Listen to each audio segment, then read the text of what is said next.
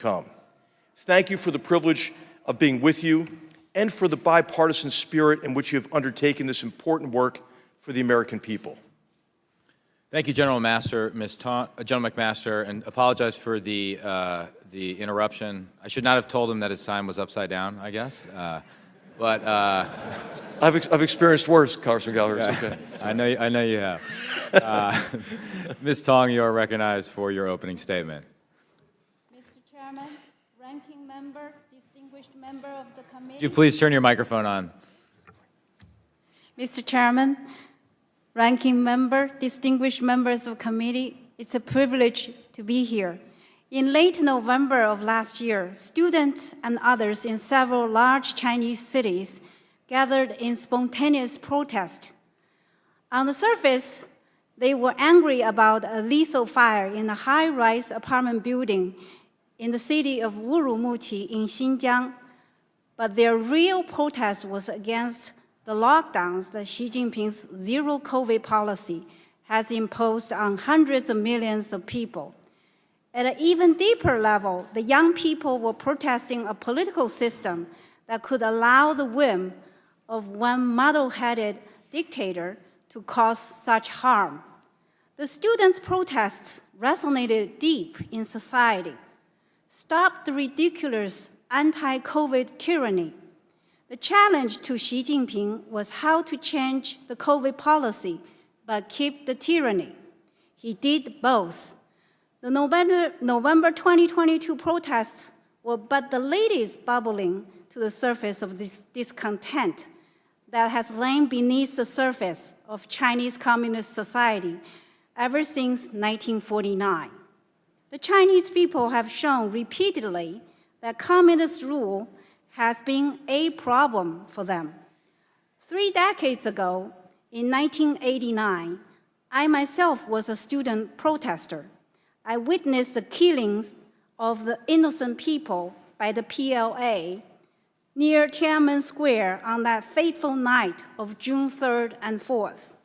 Many others more experienced and articulate than I could be sitting here before you, but cannot risk harm to themselves or their families, especially those with relatives in China.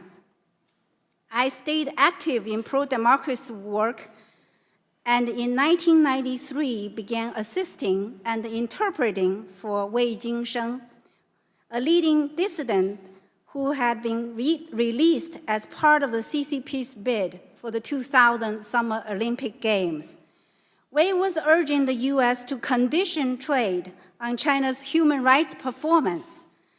I interpreted for his meetings with then Senator John Kerry, Congressman Chris Smith, and Assistant Secretary of State John Shattuck. Our meeting with Ms. Shattuck alarmed the regime, and we were arrested soon afterward. In the detention center in Beijing, in the wee hours of many consecutive mornings, police interrogated me about what Wei Jingsheng had said to the US dignitaries. They were truly afraid that the US might listen to Wei. You can imagine my disappointment when I heard on a loudspeaker inside my detention cell that President Clinton had decided to de-link the issues of human rights and trade. I was handed a 2.5 years sentence for disturbing social order and sent to a forced labor camp. In the labor camp, the food was poor, and we worked 12 hours a day, technically illegal under Chinese law. I protested, and for that, the camp authorities organized other inmates to beat me up. The beatings were terrible for 2 nights, then tapered off. Eventually, I was able, with the help of a fellow inmate, to smuggle a note about my condition out to my mother, who faxed it to a human rights organization in New York. Voices of America broadcast the story. Other media picked it up. Mr. Shattuck asked for me on his next trip to Beijing. And with all that, my treatment in the camp improved dramatically. From my own experience, I can say this with certainty. Those who have been arrested or disappeared will want us who live on the outside, here in freedom, to shout about their injustice as loudly as we can. I can also say, based on what happened to me and many others, that our shouting will likely improve their condition, not hurt it. In the US, we need to face the fact that we have helped to feed the baby dragon of the CCP until it has grown into what it now is. Since the 1990s, US companies have enriched themselves by exploiting cheap labor in China and have in the process also enriched the CCP. The regime has acquired tools for its digital dictatorship from the US through forced transfers, by theft, and sometimes with the blessings of US companies by purchasing it.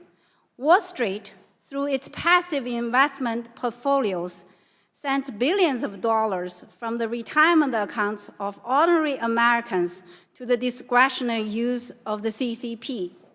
It didn't have to be this way. After the June 4th massacre in 1989, George H.W. Bush did not have to undermine Western sanctions on Beijing by secretly sending emissaries to assure Deng Xiaoping that nothing important had happened. In 1994, Bill Clinton did not have to sell out human rights to business interests by abruptly delinking the two. In 2001, the US did not have to give the CCP the undeserved and later cynically abused boon of WTO membership. We are seeing now the consequences of these policy choices. Under Xi Jinping's rule, there is increasing oppression inside China, increasing aggressiveness outside of China, and an enormous US trade deficit. I am a proud immigrant citizen of the US, and I want my country to do better. Thanks for having me. Thank you very much, Ms. Tong.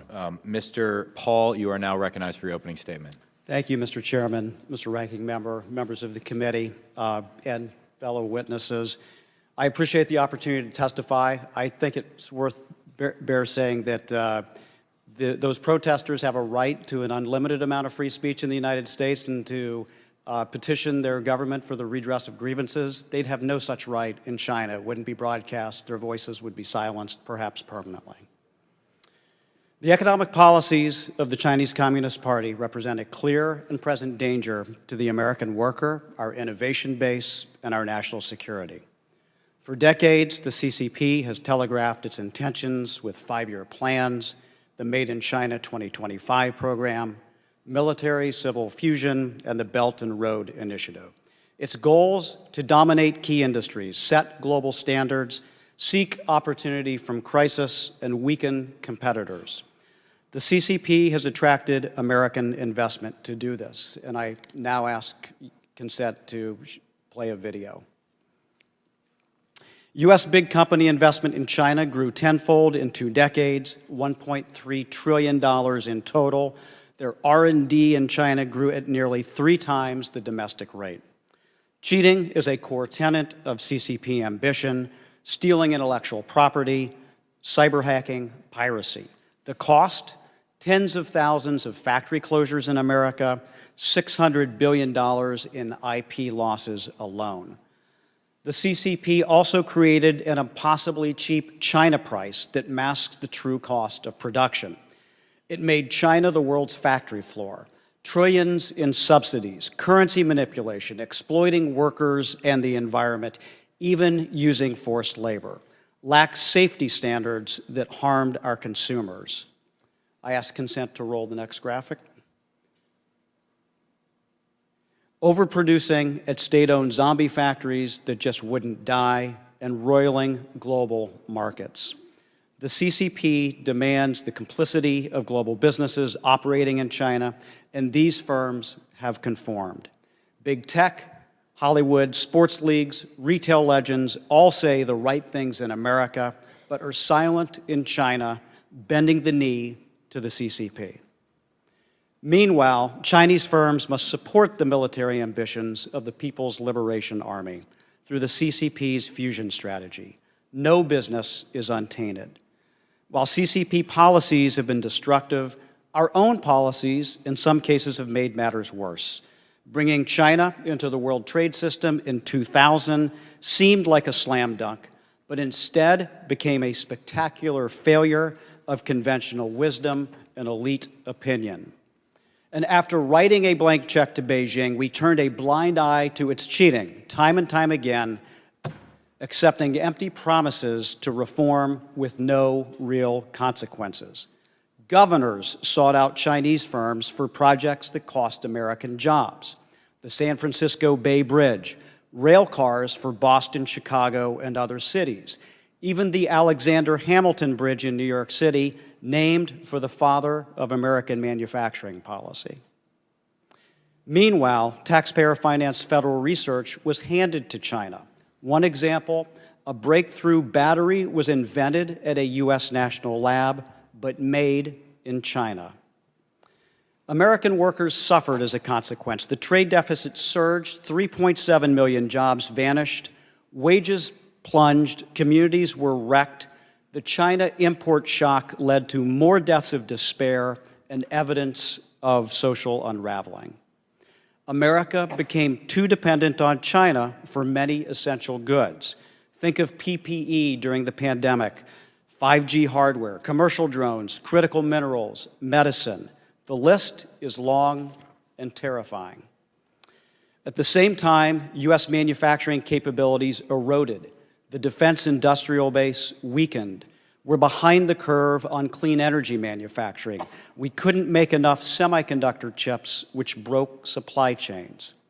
It doesn't have to be this way, and thankfully, U.S. policy has started to shift. Here's what we should do next.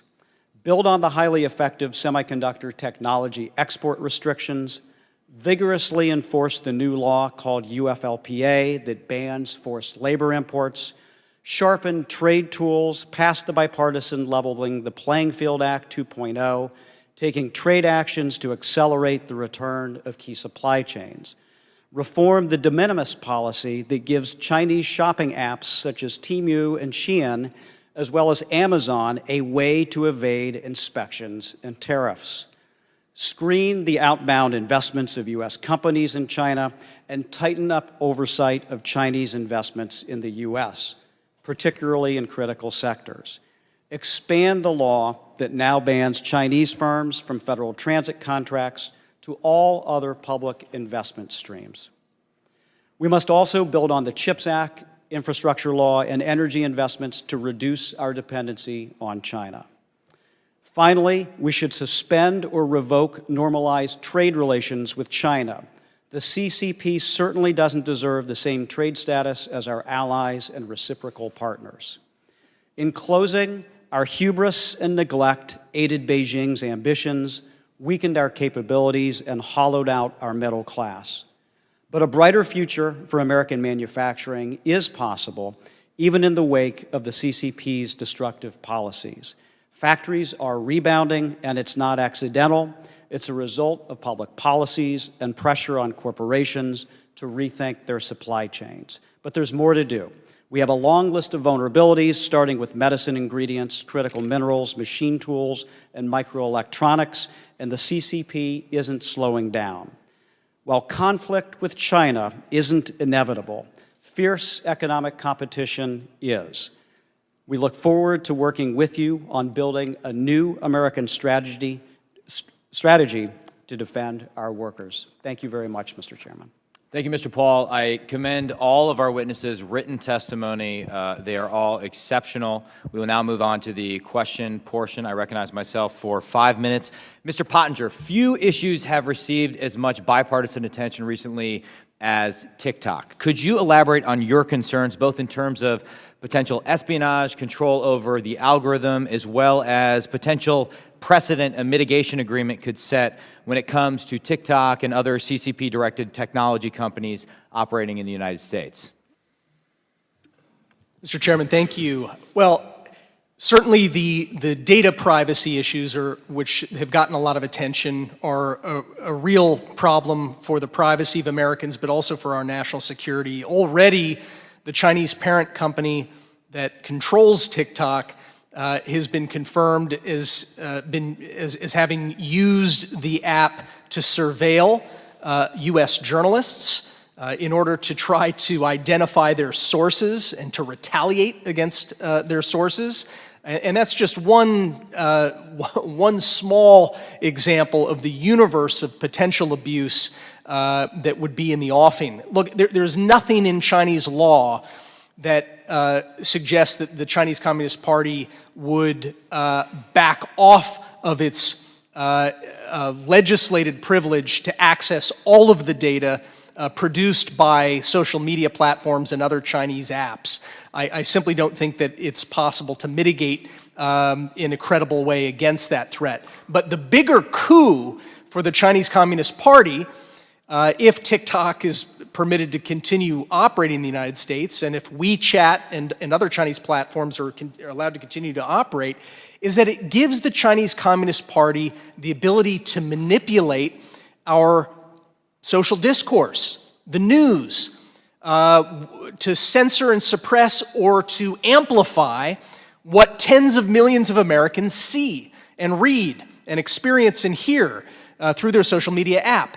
TikTok is already one of the most powerful media companies in American history, and it's still growing. It's not just dances and kids stuff. It's becoming a major source of news for a generation of Americans. Thank you, Mr. Pottinger. General McMaster, in your written testimony, you write that 1 year later, we might ask ourselves what more we could have done to deter a Russian invasion of Ukraine. What lessons from the failure of deterrence in Ukraine can we apply to Taiwan? Congressman Gallagher, thank you very much. I think, first of all, hard power matters.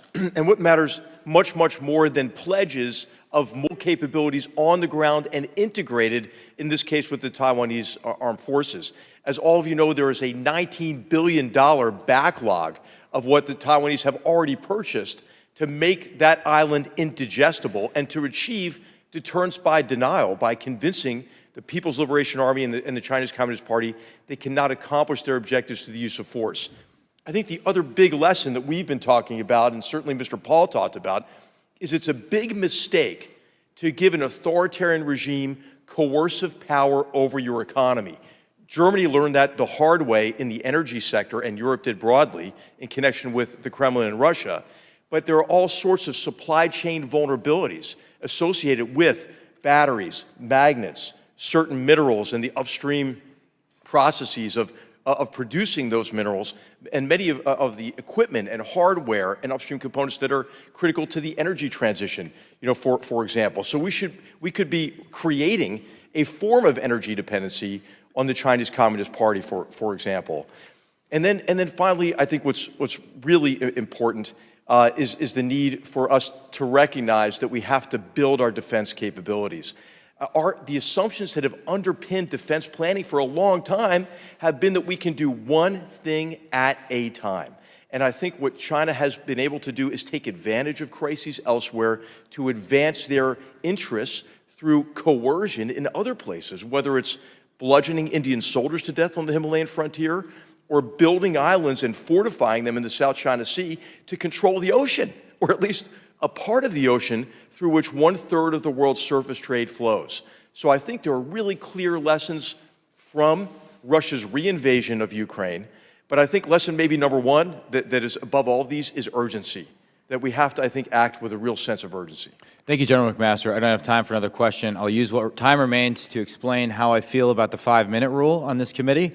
I will enforce it among our members gently in the first hearing and then ruthlessly thereafter, because I've spent most of my time at the far end of the low dais, and so I know that you can spend hours waiting to ask a question. That being said, if you are the eager student that stays until the end, I will entertain a second round of questioning. So you may find yourself alone with me and the witnesses at 1 a.m. asking endless rounds of question if you are so interested in the topic. And with that, I will stop talking and recognize the ranking member for 5 minutes. Thank you, Mr. Chair. Can you please put up the slide with the graphic? Mr. Paul, I wanted to just bring your attention to this particular graphic. It's titled Manufacturing Employment and the U.S. Trade Deficit with PRC from 1973 to 2015. You see two lines on that graph, right? The top line actually tracks manufacturing employment over time between 73 and 2015. It starts out at roughly 18.8 or 19 million American jobs in manufacturing, and it goes all the way down to about 12.4 million jobs in 2015. You see that, right? Absolutely, yes, sir. And at the same time, we see the trade deficit. It starts out at 0 in 1973 because that's when we really began trading with the People's Republic of China after a long embargo before that. But then it gradually rises until we reach about $367 billion in trade deficit, meaning they're selling $367 billion more in stuff than we are selling to them, right? Correct. And you see that it's gradually increasing in the 1980s, the 1990s, and then all of a sudden in 2000, an event happens, at which point, all of a sudden, manufacturing employment falls off a cliff, and the trade deficit rises dramatically upward. Talk to us about what happened in 2000. Yeah, thank you for the question. It's a product of some of the features that I mentioned in my testimony. First of all, U.S. policy liberalized trade with China through the grant of PNTR, which reduced tariffs to virtually zero. We opened up investment into China with that guarantee, and as I mentioned, we saw $1.3 trillion of foreign direct investment in China by U.S. companies over that period of time. Put simply, it displaced American workers. What we were once producing here was now being produced in China. And I'm certain that you and your colleagues saw that reflected in your communities. There were factories all over the place that once stood but are now gone. And these went up the value chain. At the beginning, it was T-shirts, it was blue jeans, but 1/3 of our trade deficit with China is in advanced technology products.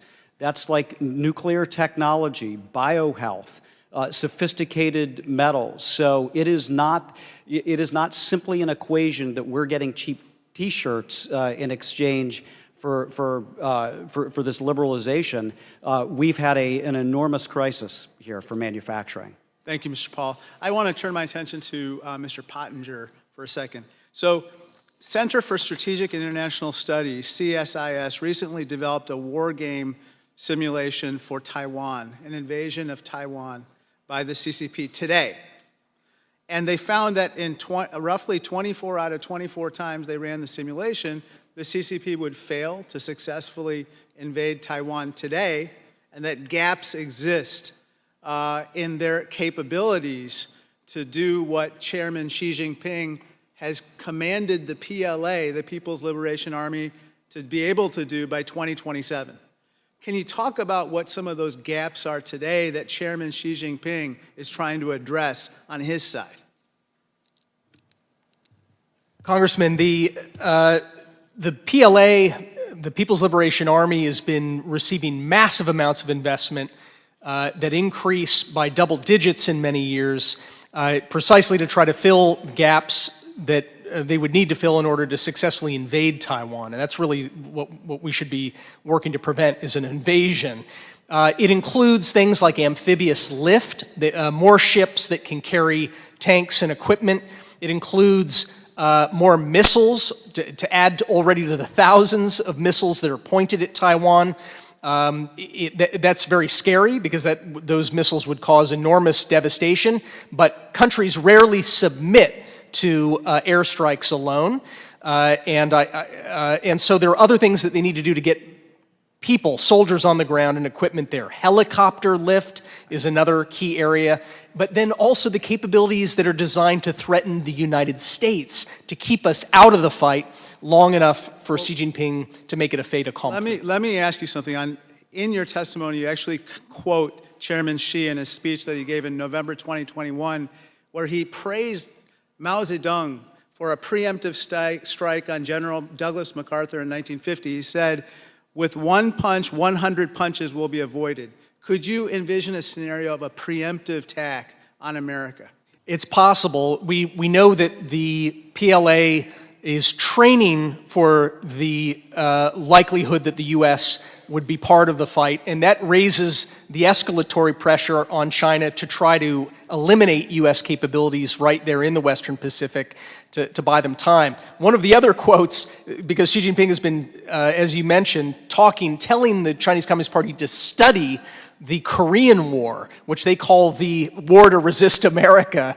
He's also said that we in China, quoting Mao Zedong, he says that we should be willing to ruin our own country internally in order to rebuild it anew. So those are the kinds of quotes that don't give me, great sleep at night. Thank you. Gentleman's time has expired. Mr. Whitman is recognized for 5 minutes. Well, thank you, Mr. Chairman. I'd like to thank our witnesses tonight. And let's begin by, as a committee and as a nation, making one thing clear to everyone around the world. The Chinese Communist Party is a threat to the United States. It is the threat of our lifetime. The CCP actively undermines the U.S. and our world economy. It also attempts to use the principles of our republic against us. Beijing is intent on building a military that not only threatens the world in the Indo-Pacific, but across the globe. Beijing also has no problem in exploiting our financial systems against us. It also illegally seizes natural resources, both here in the United States and with our friends around the world. And insidiously, it attempts to shape the thoughts, the ideas, and the viewpoints of our children through their use of media. And there are many other elements that we can talk about there. Mr. Pottinger, I want to get you to elucidate, why does the Chinese Communist Party seem so intent on challenging the United States? And how does Beijing view America? And maybe most importantly, what are the CCP's vulnerabilities? What are their weaknesses? And what do we have in it as an advantage over the CCP? Sir, the Chinese Communist Party has viewed us as the primary adversary going back quite a long time, but very clearly around the time of the end of the Cold War. So when the Soviet Union, which had been China's primary adversary up to that point, fell apart, Beijing focused on us as their primary ideological threat, military threat. Chairman Gallagher spoke about the paranoia that really runs through the heart of the CCP, fear that it's going to be subjected to color revolutions, that democracy and freedom might come to their shores in ways that would unseat them. Look, the vulnerabilities are significant. I think the most important vulnerability of all is that the party fears most of all its own people. The Chinese Communist Party fears the Chinese people. And we've seen that on display. We saw it, as Tong Yi mentioned, the recent demonstrations in China where Xi Jinping was unwilling to remove this draconian zero COVID policy of lockdowns, even when it was causing their economy to crater, even when it was not working against containing the virus. And yet, when did he finally give up the policy? It was when those brave young people, many of them young women, who led those protests on the streets of Chinese cities. Once that happened, he gave up the policy overnight and announced that COVID was merely a cold and nothing to worry about. So they're fearful of their own people. Very good, thank you. General McMaster, we've heard our military leaders over the past 5 years define what they believe the growing threat is of China. We've heard the Davidson window, and now most recently we've heard too, maybe within the next year or two is the window that the Chinese would look to try to take Taiwan. First of all, what would be the cost of that conflict for the United States and others around the world? And we know too that a conflict there would be of a scale that I don't think anybody in this nation realizes. It would be of the scale even greater than, I think, World War II because of the massive amount of power between those two nations. Can you also tell us what would be the cost if we failed to deter the CCP? Thank you for that question. We are in a difficult position because we have been underinvested in modernization for quite a long amount of time. What has happened is the People's Liberation Army studied us. Yeah. And instead of trying to recreate some of our exquisite capabilities, they developed countermeasures. Tiered and layered air defense, offensive cyber capabilities, counter-satellite capabilities, long-range precision fires. And so what they have done is try to figure out how to take apart what they saw as our differential advantages. We need now, and we've needed for some time, investments in countermeasures to those countermeasures, but we haven't been able to pull it off. We also have problems in capacity at the same time. So I think what Xi Jinping sees is a fleeting window of opportunity, an opportunity to move while he perceives weakness in the United States. It's worth going back and reading the joint statement between Xi Jinping and Vladimir Putin on the eve of the Beijing Olympics. The message is, hey, the United States, West, free world, you're over. It's a time for a new era of international relations, and we're in charge now. The other factors that I think add impetus to this is really the sense that the frailties in the Chinese economy that they have incurred in their race to surpass us are really beginning to show cracks in the Chinese system. What better way to divert the disappointments of the Chinese people than through jingoistic nationalist sentiment focused largely on Taiwan? There's a Taiwanese election in 2024. It's not going to be good, I think, from the view of Xi Jinping. And then our own election, which we tend to be sometimes fractious during an election, I think he may perceive weakness. If we think of deterrence as capability times will, our capabilities are not where they should be and capacity, and their perception, which I don't think is right, but the party's perception of our will, I think, makes it a dangerous period. Thank you, Mr. Chairman. I yield back. Ms. Castor is recognized for 5 minutes. Thank you, Mr. Chairman. Ms. Tong Yi, thank you very much for being here. Thank you for your bravery, for your defense of human rights, freedom, and democratic values. At the outset of our committee work, what do we as Americans need to understand about Chinese culture, ideology, traditions to help us think about how we strategically compete with the CCP? I think Chinese people fundamentally are not different from the American people. They all want more freedoms in all aspects of their lives. And the most recent white paper protests showed that desire for living a normal, free life in China. But because of the draconian zero COVID policy that deprived them of their most basic freedom, such as even get sick at their home and be forced into a quarantine center. So the young people rose up. From the tradition, I wouldn't say, the traditional Chinese would just obey the authority. Look at what Taiwan has showcased to us, that the traditional Chinese values, they keep that very well, but they also live in a very vibrant democracy. So Taiwan's example is actually the sword for the CCP. That's why the main reason why they would like to take Taiwan over, to say that the Chinese people only deserve dictatorship, but it's not true. Since 1949, there are multiple movements, freedom movements, such as the Democracy War Movement in 1978, Tiananmen Movement in 1989, and the Hong Kong people's demonstrations in a mass scale in recent years, and also these most recent protests that showcase that Chinese people just have the same values and principles like other Western people. Thank you. Mr. Pottinger, under President Xi, the Chinese Communist Party has vastly expanded digital surveillance of the Chinese people. The Chinese people are unable to do anything without the CCP being aware, and I understand that they aim to use all that personal data collected on individuals as a method of social control. I believe Ms. Tang Yi said it's something like a digital dictatorship.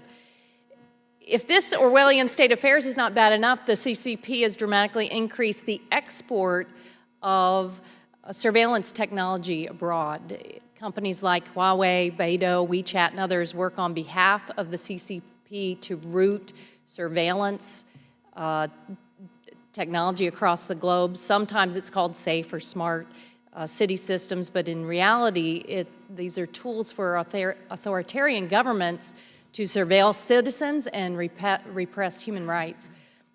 But it gets worse. So these companies can gain access to any data these systems collect and hand it over to the Chinese state security. What's your view on this? We're going to need to develop strategies going forward and policies. What is your view, and how bad is it?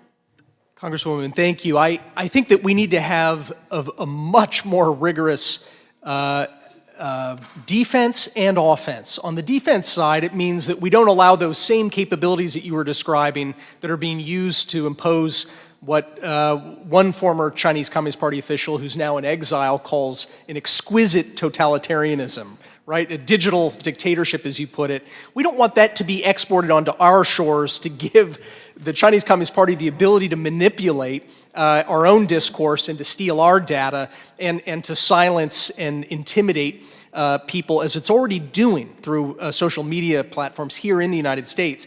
On the more offensive side, I would say that we're a free country. We don't need to peddle disinformation or deep fakes, which are now part of the stock in trade of the things that the CCP is experimenting with. All we have to do is connect people. We need to make it easier for Chinese people to connect with the outside world and see news and information flowing in safely without the digital panopticon of the Communist Party looking over their shoulder. And we need to make it easier for them to communicate with one another.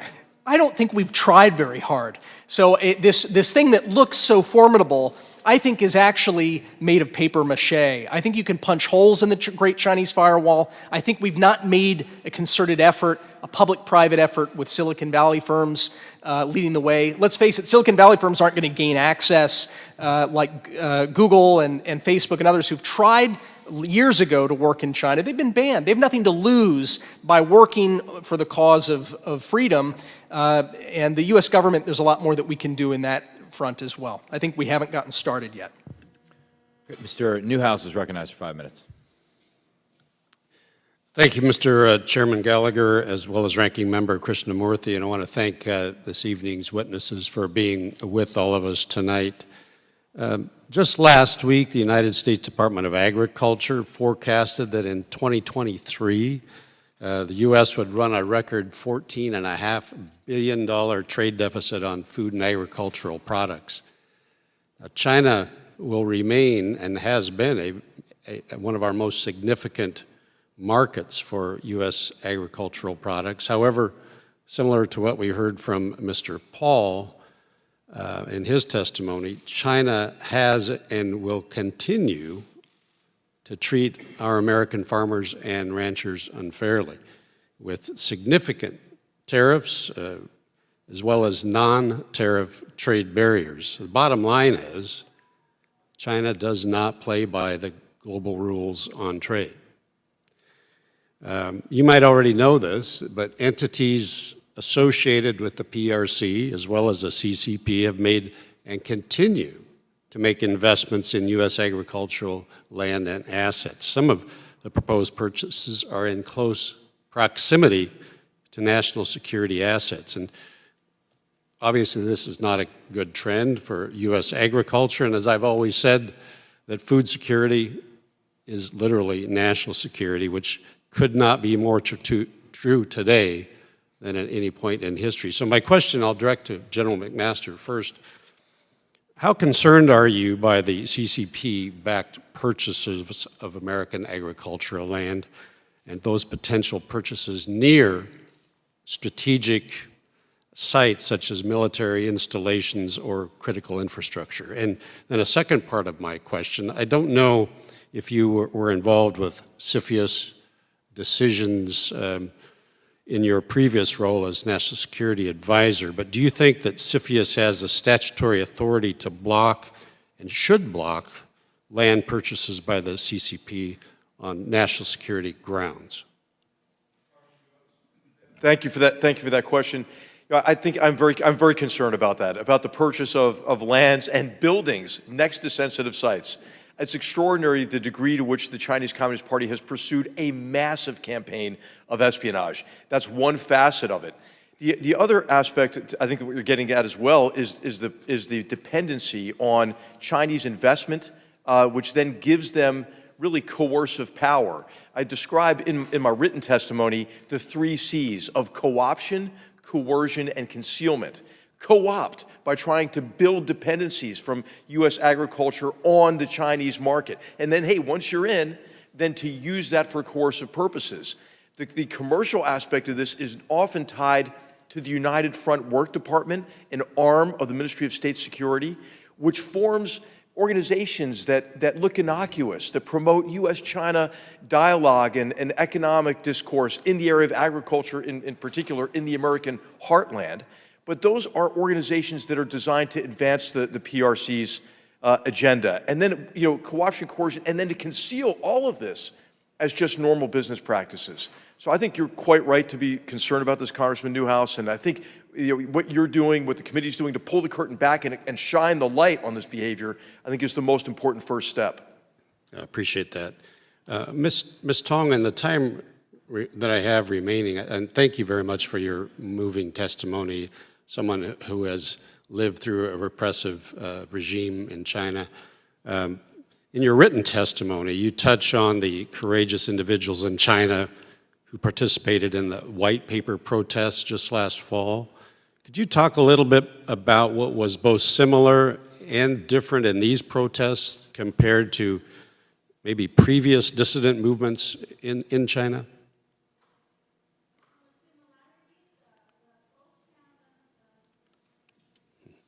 On the similarities, both Tiananmen movement and white paper protests were massive and took place in many large cities. In both cases, young protesters very, very idealistic and felt it's my duty to stand up for more rights and against the totalitarian regime. On differences, the Tiananmen movement lasted for more than 50 days. And the white paper movement just lasted a few days, a couple of days. And the difference is due to the CCP's enhanced surveillance capabilities today and its vastly greater police manpower. The number of the white paper protests was smaller than the 1989 participants. But in light of the enhanced surveillance capacity by CCP, their individual courage, I would say, was greater than the Tiananmen generation. And for the cases that came to light, more women were detained this time than men, it seems, and it is the first time in China. I also want to state this point. Recently, the Chinese government announced it has won a victory over COVID. In fact, the victory should belong to these white paper protesters, whose #1 demand was to get rid of the zero COVID policy. So they achieved the result, while the Tiananmen student movement did not. Now, the CCP is trying very hard on the internet and on social medias to erase people's memories about their draconian zero COVID policies and measures. If this is not what the white paper protest victory, what should we call it? Well, thank you. Thank you very much, and I appreciate all of you being here and helping educate us and the American people the challenges that we face from the Communist Chinese Party. Mr. Chairman, I yield back. Mr. Carson is recognized for 5 minutes. Thank you, Chairman. Thank you, Ranking Member. This question is for everyone. How do you recommend we ensure the new law imposing limits on importing goods produced using forced labor in China, specifically the Uyghur minority? Is there anything we should be focusing on to ensure that this law is having the desired effect? Mr. Carson, I'd be happy to take a crack at that. Thank you for the question. The Uyghur Forced Labor Prevention Act was, I think, a tremendous example of the bipartisan concern. It passed nearly unanimously, had the support of the administration, obviously. Implementation is the key here, and importers are fighting against it every step of the way. But we've seen some results. There have been 2,300 seizures of goods that have been made, and the Customs and Border Protection continues to need to scale up its capabilities here. It is an overwhelming volume that we still see. It should expand the priority areas of concern. Right now, they include polysilicon, tomatoes, some fibers.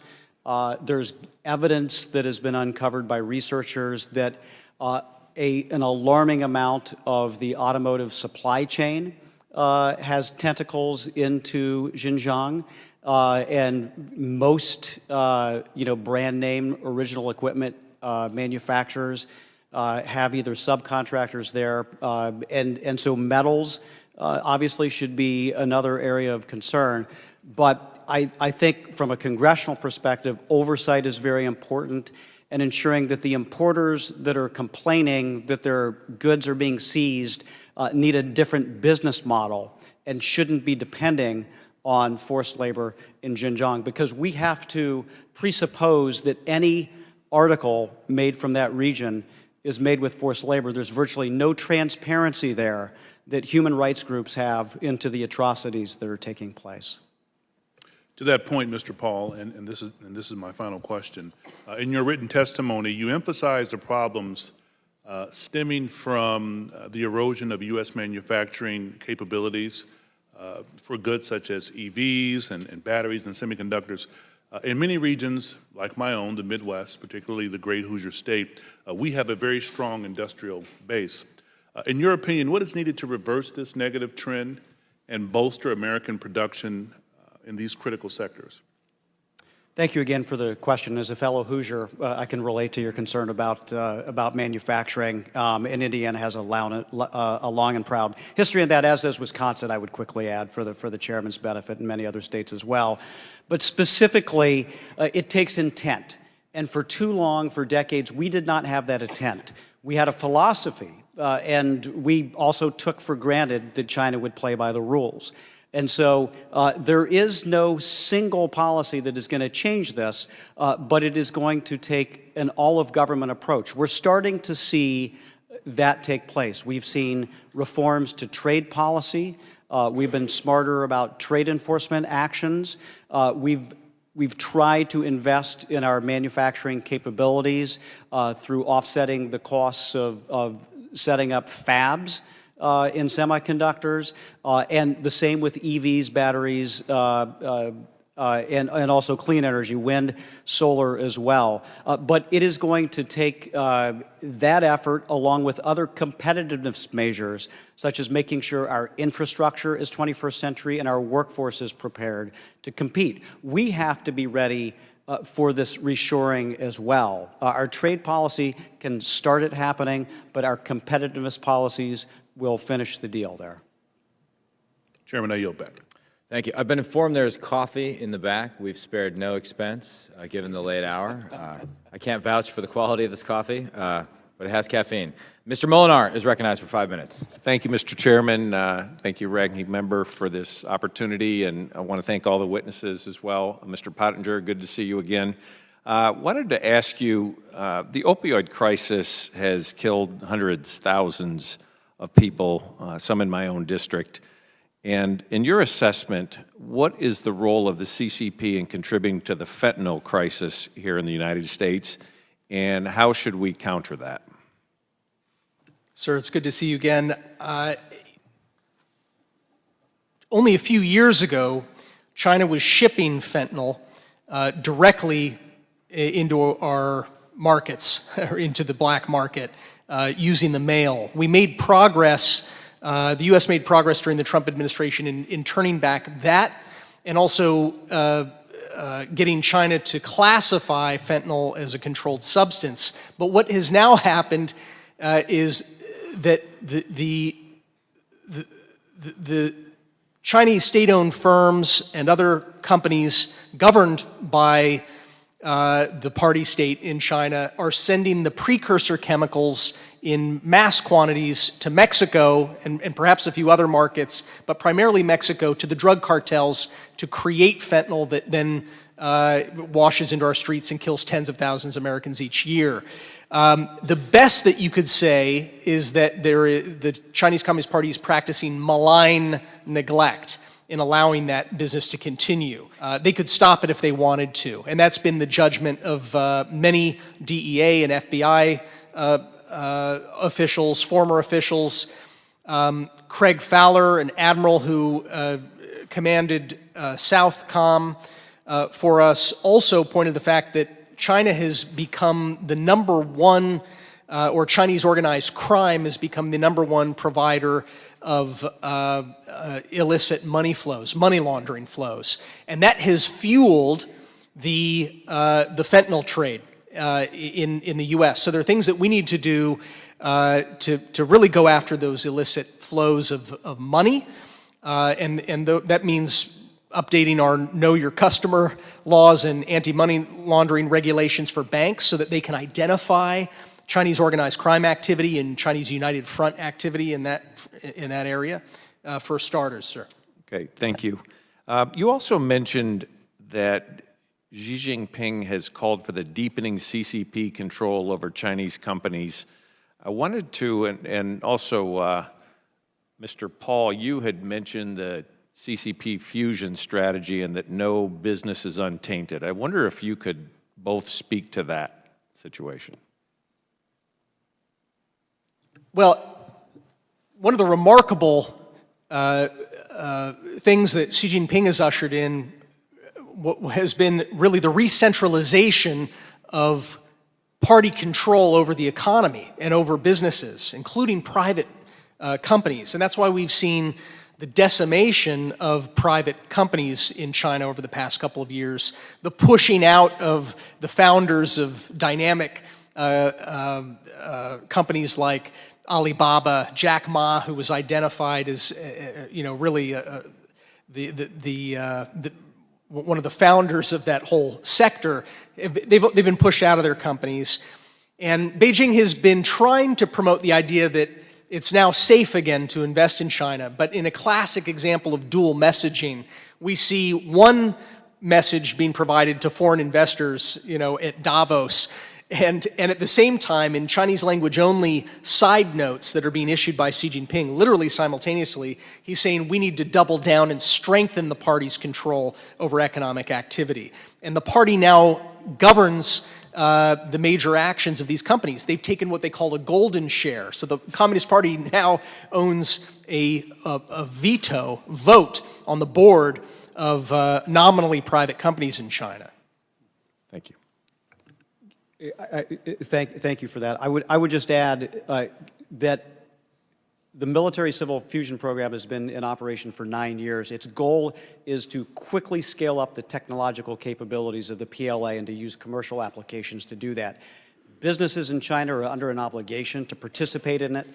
You see many commercial entities in China, state-owned and private, that have research tentacles into the PLA and other defense affiliates there. And you've seen also cases where joint ventures, which have involved U.S. investment, have necessarily had to turn over technology as well. So this is an area, I think, of increasing concern for me and should be for lawmakers. Yeah. Thank you very much. Mr. Moulton is recognized for 5 minutes.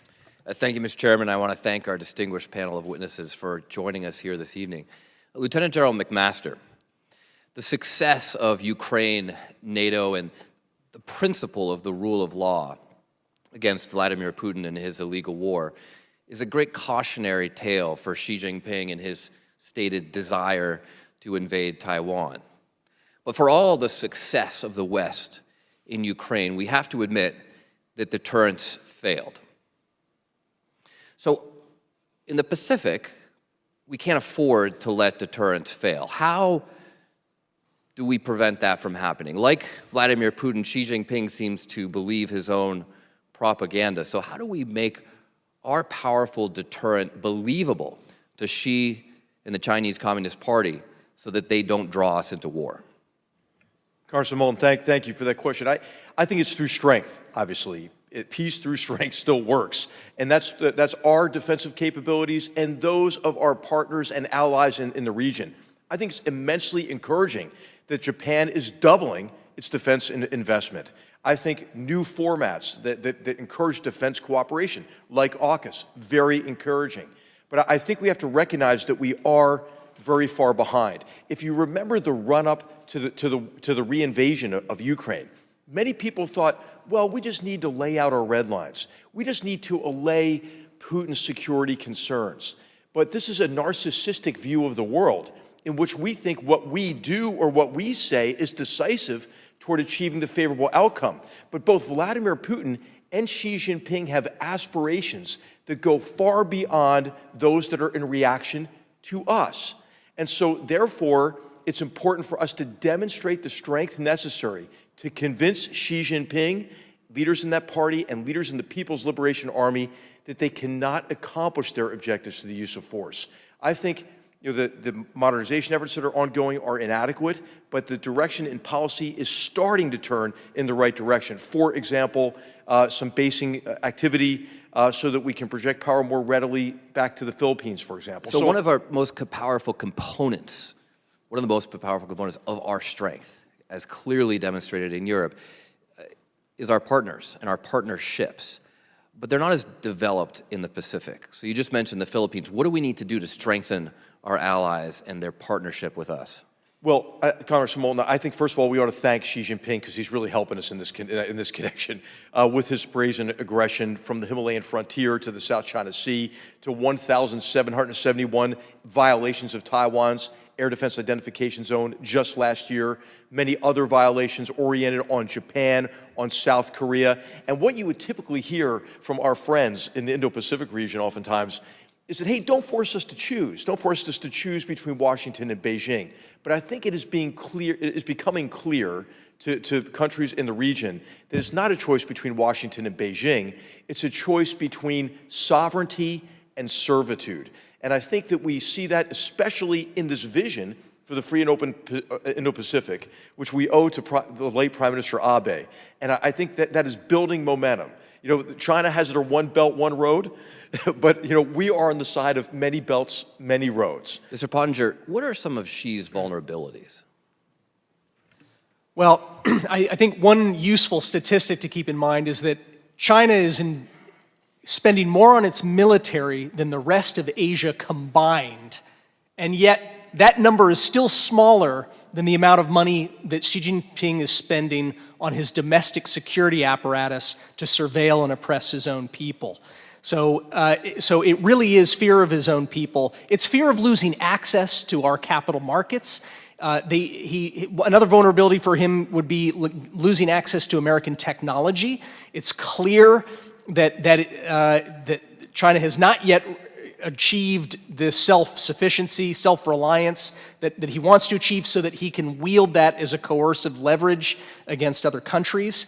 So we should not make it so easy. I mean, imagine if we were actually taking more than the baby steps that I think we've taken in the right direction and actually made the Chinese Communist Party sweat for a change, to actually have to fight to try to achieve its vision rather than serving it up on a silver platter. But more than anything else, he's fearful of his own people. If you remember when he just had a party congress where Xi Jinping awarded himself a second decade in power, he had his predecessor walked out of the proceedings and then announced, perhaps secretly at first, had arranged secretly for only loyalists to be elevated to the Politburo, the Standing Committee of the Politburo. So he fears people within his party too. He fears factions. He fears any kind of dissent or even constructive criticism at this point. Thank you very much. Thank you, Mr. Chairman.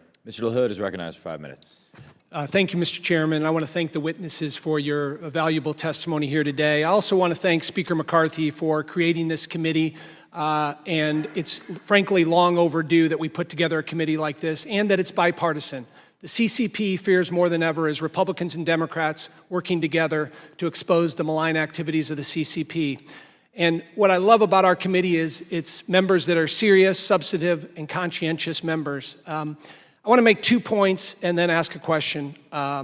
One is, over the last 2 years, I've been fortunate to serve on the Intelligence Committee. And it's become more clear to me than ever that China has a plan to replace the United States. And they're working at it every day. Replace our economy, replace us in technology, replace us when it comes to national security and the military, and diplomatically.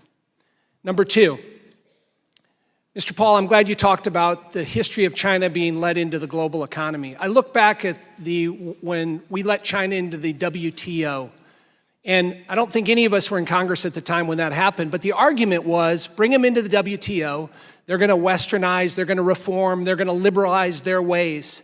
And here we are 20 years later, and there's some spotty things that we can find, but I would argue they've really taken advantage, manipulated the World Trade Organization and many of our global economic systems that we have in place. And, you know, I look, we hear a lot from people in DC, particularly in the business community. Well, we need engagement. We need diplomacy, people that apologize for the CCP. But I look at, and it's been alluded to here today, just in the last 4 years here, we've heard about, obviously, in Ukraine, China siding with Putin on an unprovoked illegal invasion, right? They talked about an unbreakable bond with Putin. The COVID outbreak. Originally, what did the CCP do? They blamed it on the US Army, right? You look at their deceitfulness when it related to the World Health Organization. You couple that with the wolf warrior mentality and diplomacy that's been put forth across the globe. Democracy doesn't work anymore. That's what she tells people around the globe. It was alluded to by my colleague, Mr. Mollenauer, the fentanyl, a staggering 110,000 deaths last year in the United States. 99% of the fentanyl is coming from precursor drugs from China. We have consistently, over the last 4 years, asked China to do something. They've done nothing. Just yesterday was announced, China in 2022 issued 2 new coal-powered plant permits per week, 104 new coal-powered power plants in there. So they talk about doing stuff on the environment. So I mention all that in those 2 points. Now to my question. Mr. Pottinger, we hear often from Wall Street and corporations and global businesses that are many of our friends that you need to continue to engage. You got to turn the other cheek. We hear, well, China's not North Korea. In the business community and how we deal with them in terms of, you know, their argument, China's going to change. I would just be curious. The video you played was very powerful. What would be your advice as we engage with corporate America that really doesn't like what we're doing up here and is scared and worried? General McMaster has a phrase, first do no harm, which I could allow him to talk about a little bit. But look, we want to keep channels open with Beijing, particularly high-level channels. One of the reasons we want to do that is that we want to prevent Xi Jinping from making a grave miscalculation. Miscalculations are the things that dictators do, especially when they've been in power for a long time. But we shouldn't kid ourselves, our corporations, well-meaning protesters, whoever it is, we should not joke to ourselves that Beijing has any interest in collaborating with the United States or others in trying to prevent and mitigate serious problems in the world, whether it's drug abuse, whether it's proliferation of weapons, pollution of our oceans, if it's our atmosphere is getting hotter, or pandemics. Usually when you actually take the time to study the causes of these problems, the CCP is usually one of the primary contributors to those problems. It is very rarely, in any kind of a honest way, trying to mitigate against those problems. General McMaster, if you could reply. Congressman, thank you. I think that you hit the nail on the head in terms of the false promises of liberalization or cooperation. And what I wrote in the statement for the record is that we do have to take almost a Hippocratic oath. And this isn't just the work of this committee. This is the work in corporate boardrooms to first do no hurt or harm in 3 areas. Don't give the CCP, invest in companies that will give them a differential advantage over us militarily.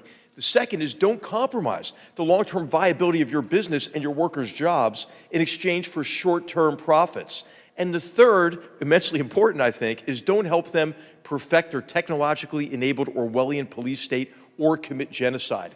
I think, as we saw with Russia's reinvasion, the private sector took measures that went beyond what we had done in terms of sanctions on Vladimir Putin and on Russia. I believe that genocide, for example, should be an ESG issue in boardroom discussions across the country. Thank you. Mr. Khanna is recognized for 5 minutes. Thank you, Mr. Chairman. I want to start by saying a word about the protesters.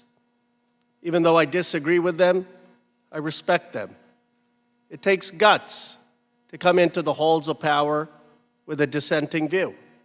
Now, it's not just because I'm a Bob Dylan fan who told congresspeople and senators to heed the call, not block the doorways or block the halls. It's because when we listen to dissent, when we listen to people who question the very existence of the committee, we show by example exactly what makes the United States of America different than the Communist Chinese Party.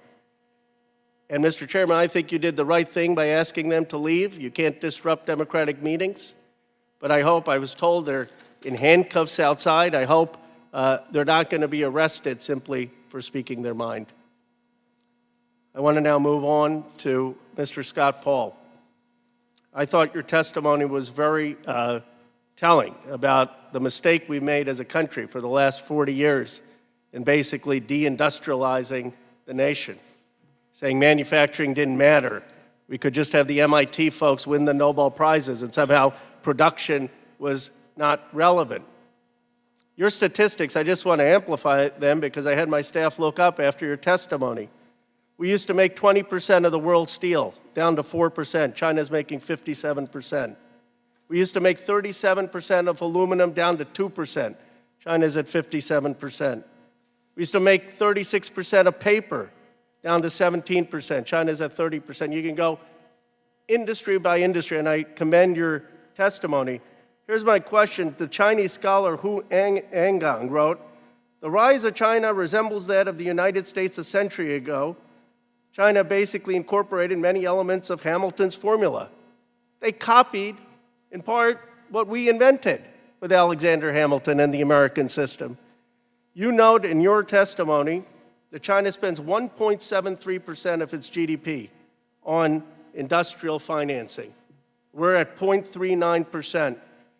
Would you agree that part of what is going to help us reindustrialize is having some government financing and government purchasing, that the government has to be a partner of the private sector in rebuilding American industry?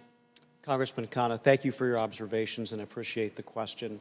I think there is no doubt that the government has to be a partner in this.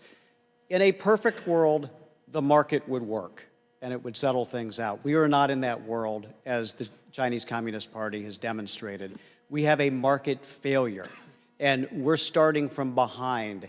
If we can have public financing to leverage private investment, we will have more success than the Chinese Communist Party because we have more entrepreneurship, we have more opportunity, and there is not state control. There may be state financing, and this makes a difference. We have seen this with the CHIPS Act already. A small amount of money has leveraged $200 billion in private investment in the United States. I appreciate you saying that, Mr. Paul, especially as a co-author of the CHIPS Act with Haley Stevens and others, and bipartisan. I appreciate your support for that. And you point out China is putting in $150 billion. Let me just ask you this on chips. You know, I was in Taiwan. We met with Morris Chang and Ben Thompson. One of the things is TSMC is going to lead when it comes to 3mm chips. Intel may lead between 3 and 10mm chips. But when it comes to the actual chips in most of our cars, in most of our refrigerators, in most of our dishwashers, those are 28 nanometer, 50 nanometer chips. Guess where those are being built? In China. I don't want us to make the same mistake on chips where we have the leading edge chips and let every American buy made in China chips for all their consumer goods. Do you think there should be some effort at a CHIPS Act that actually is going to have the chips that are being put in most Americans' products? Congressman, I think it's essential to expand to that scope. Not only the array of chips that you mentioned, but also the value chain in semiconductor fabrication, because they have to be tested. They have to be fabricated, as you well know. They have to have printed circuit boards, and they have many components. And for an effective ecosystem to be created for that, you have to bring it here. You have to bring it here, or you have to nearshore some of it as well. You can't rely on China. And the last time we did that, as I mentioned in my testimony, if we're dependent on China for these sources, we end up with supply chain disruptions at worst. We have incredible leverage against us as well in a time of crisis if there's a national security event happening. So yes, I think the scope needs to be expanded. Thank you.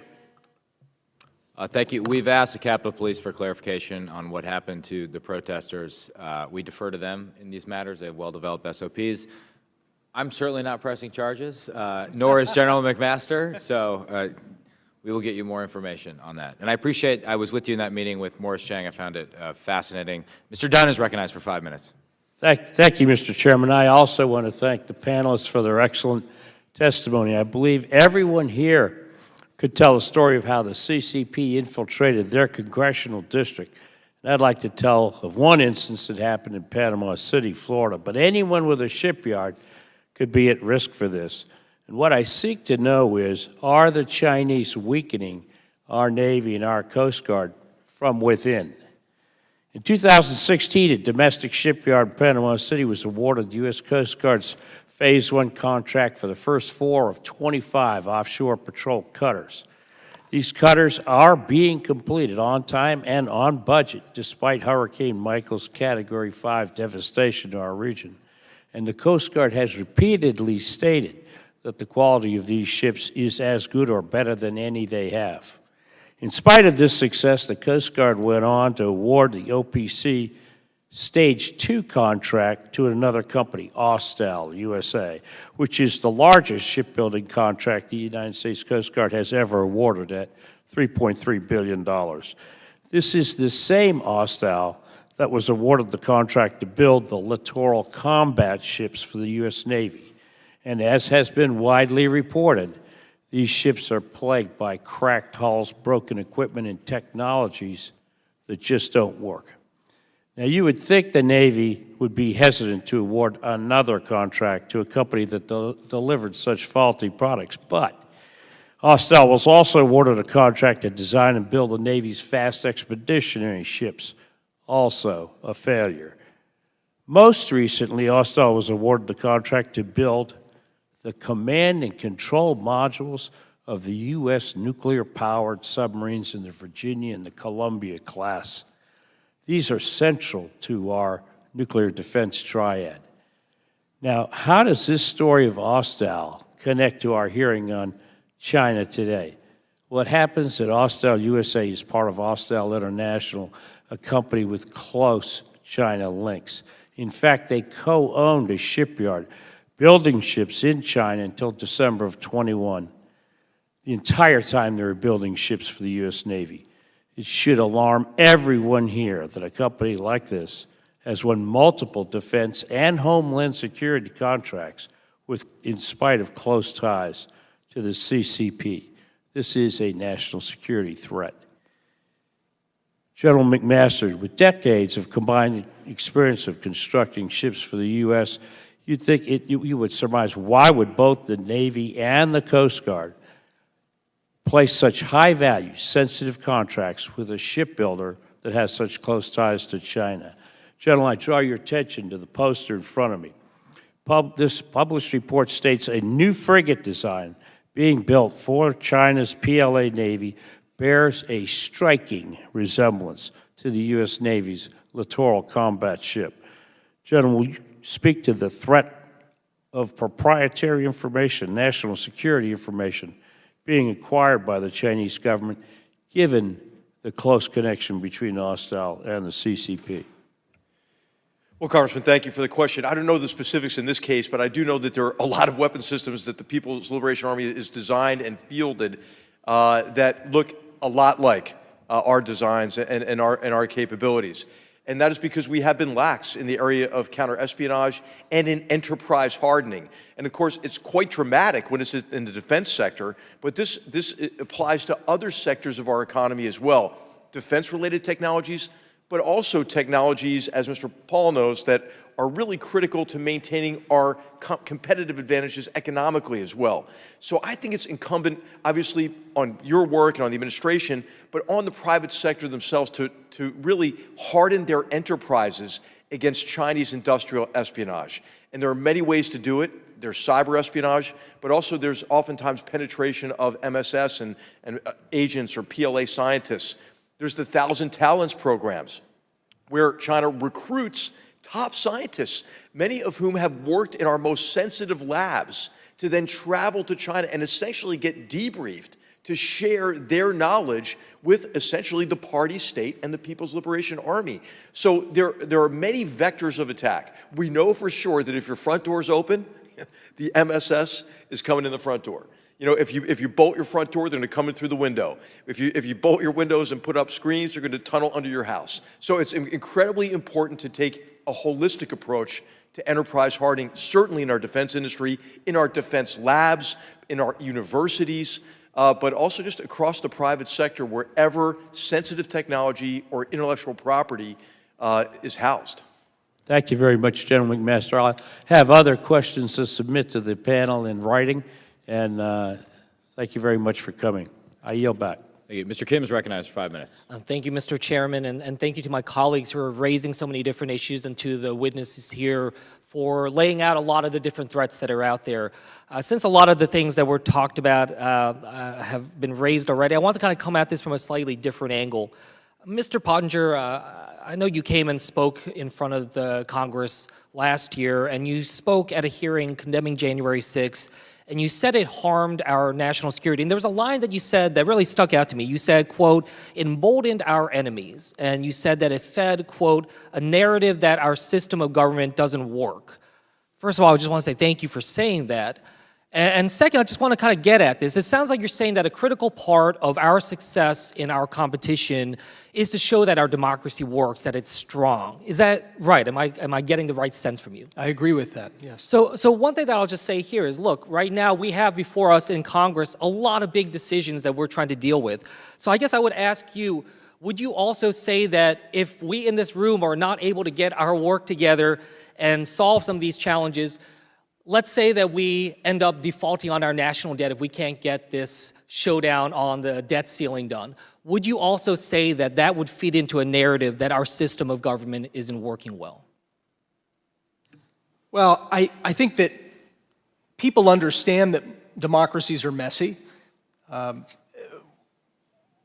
It is democracies that aim high don't always reach the North Stars that we guide ourselves by, but it is the process of trying to create a more perfect union. Doesn't mean that we always reach perfection. We strive for it. If the democratic process follows rules and follows traditions, and that there is respect that's shown, I think that people understand that that it's not always going to look pretty. Yeah, I get that, and I think you point out correctly that if it does stray into dangerous territory and break those rules, that's a problem.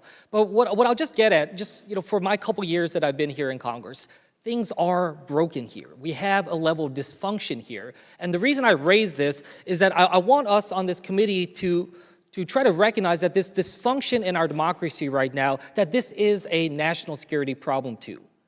And that we have deep global consequences if we are not able to solve problems amongst ourselves. We are certainly not setting a good example for how democracies can go. And when we see some of the quotes that you raised earlier about China talking about Western decline, we got to make sure we're not feeding into that.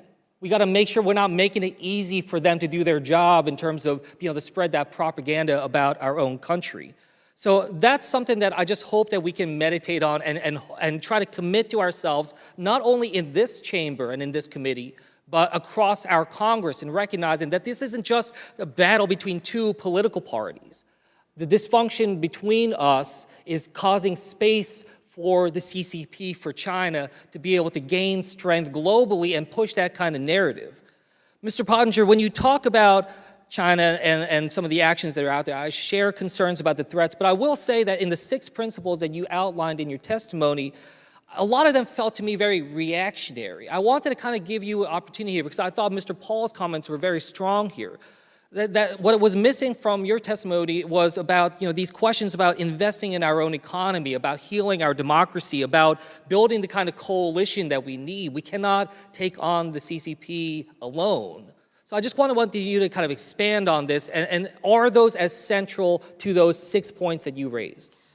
Certainly they are. I think that our alliances and our example are one of the greatest assets that we have. And of course, during my time in office, I spent a massive amount of time cultivating and nurturing those alliances, and I think it's paid off very well.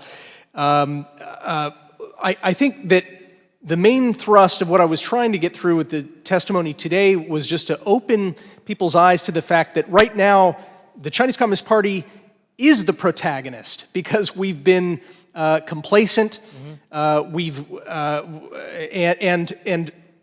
Before we can seize the initiative, we have to react to the fact that our national interest has been deeply undermined over the course of the last quarter century. And you heard a lot of testimony about that tonight and saw some very good charts and graphics about that. I want us to take the initiative. First, we have to actually follow through and recognize that Xi Jinping is the protagonist, that we are not seeking a Cold War. One was already, has been waged against us for the last several years. And I don't relish a Cold War. I certainly don't want a hot one. I think that it's incumbent upon us to try to deter a hot war, now that we're already seeing proxy wars waged against our allies. And I'll close here, but I just want to say I agree with a lot of what's been said about addressing these threats that we're facing, about fixing the vulnerabilities within our own economy and our own country.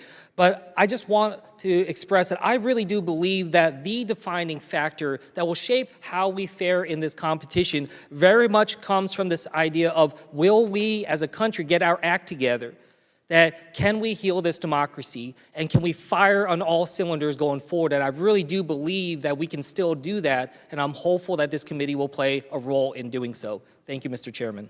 Mr. Banks is recognized for 5 minutes. We've already discussed fentanyl, the leading cause of death of Americans my age, of working age, killing more Americans than the entire, who died in the entire Vietnam War. After Speaker Pelosi visited Taiwan, China stopped cooperating with U.S. on counter-narcotics. And in response to U.S. export controls to combat the ongoing Uyghur genocide, China's embassy declared that they, quote, seriously affected China's examination and identification of fentanyl substances. Mr. Pottinger, you already said that China was intentionally allowing fentanyl to be shipped to the United States. I believe that China is using fentanyl to commit diplomatic blackmail. Mr. Pottinger, what can the Biden administration do diplomatically to restrict the flow of Chinese fentanyl precursors that are coming to the United States? Thank you, Congressman. I think that going after the money laundering networks, which are now the most potent money laundering networks in the world, that is Chinese organized crime, and when you pull on the thread of Chinese organized crime groups, it often goes back to United Front groups which are responsive to the Chinese Communist Party. One of China's top law enforcement officers back in the 90s. He was the minister of public security, said publicly that China should look to work with and unite with organized crime groups so long as those organized crime groups are, quote, patriotic, by which he meant loyal to the party and its interests. So what we've seen with recent cases that haven't gotten a lot of attention here, I would recommend that members read a major expose on October the 11th by ProPublica. Sebastian Rotella and Kirsten Berg wrote a major story looking into this money laundering and the fentanyl trade. Australia has just busted a $10 billion money laundering scheme which ties back to Communist Party interests. So I think we have to look at it from the financial side. That means much better regulation, much more informed screening of customers, much more informed AML and KYC rules. It also means that we need to start sanctioning the Chinese companies that are providing those precursor chemicals. Some of them are state-owned firms. All of them are subject to the rule of the Chinese Communist Party. Why would we not punish those companies by sanctioning them? And I haven't seen a lot of effort on the part of the Treasury Department in that area. I completely agree. Mr. Pottinger, less than an hour ago, the FBI Director Christopher Wray confirmed that COVID-19 originated in a Wuhan lab. Do you think there is a chance that the Wuhan lab was involved in bioweapons research? Well, I think that we know for certain that the Chinese military is involved in research into coronaviruses. We know that they were experimenting using U.S. technology, by the way, to work on chimeric viruses, that is, ones that had been engineered.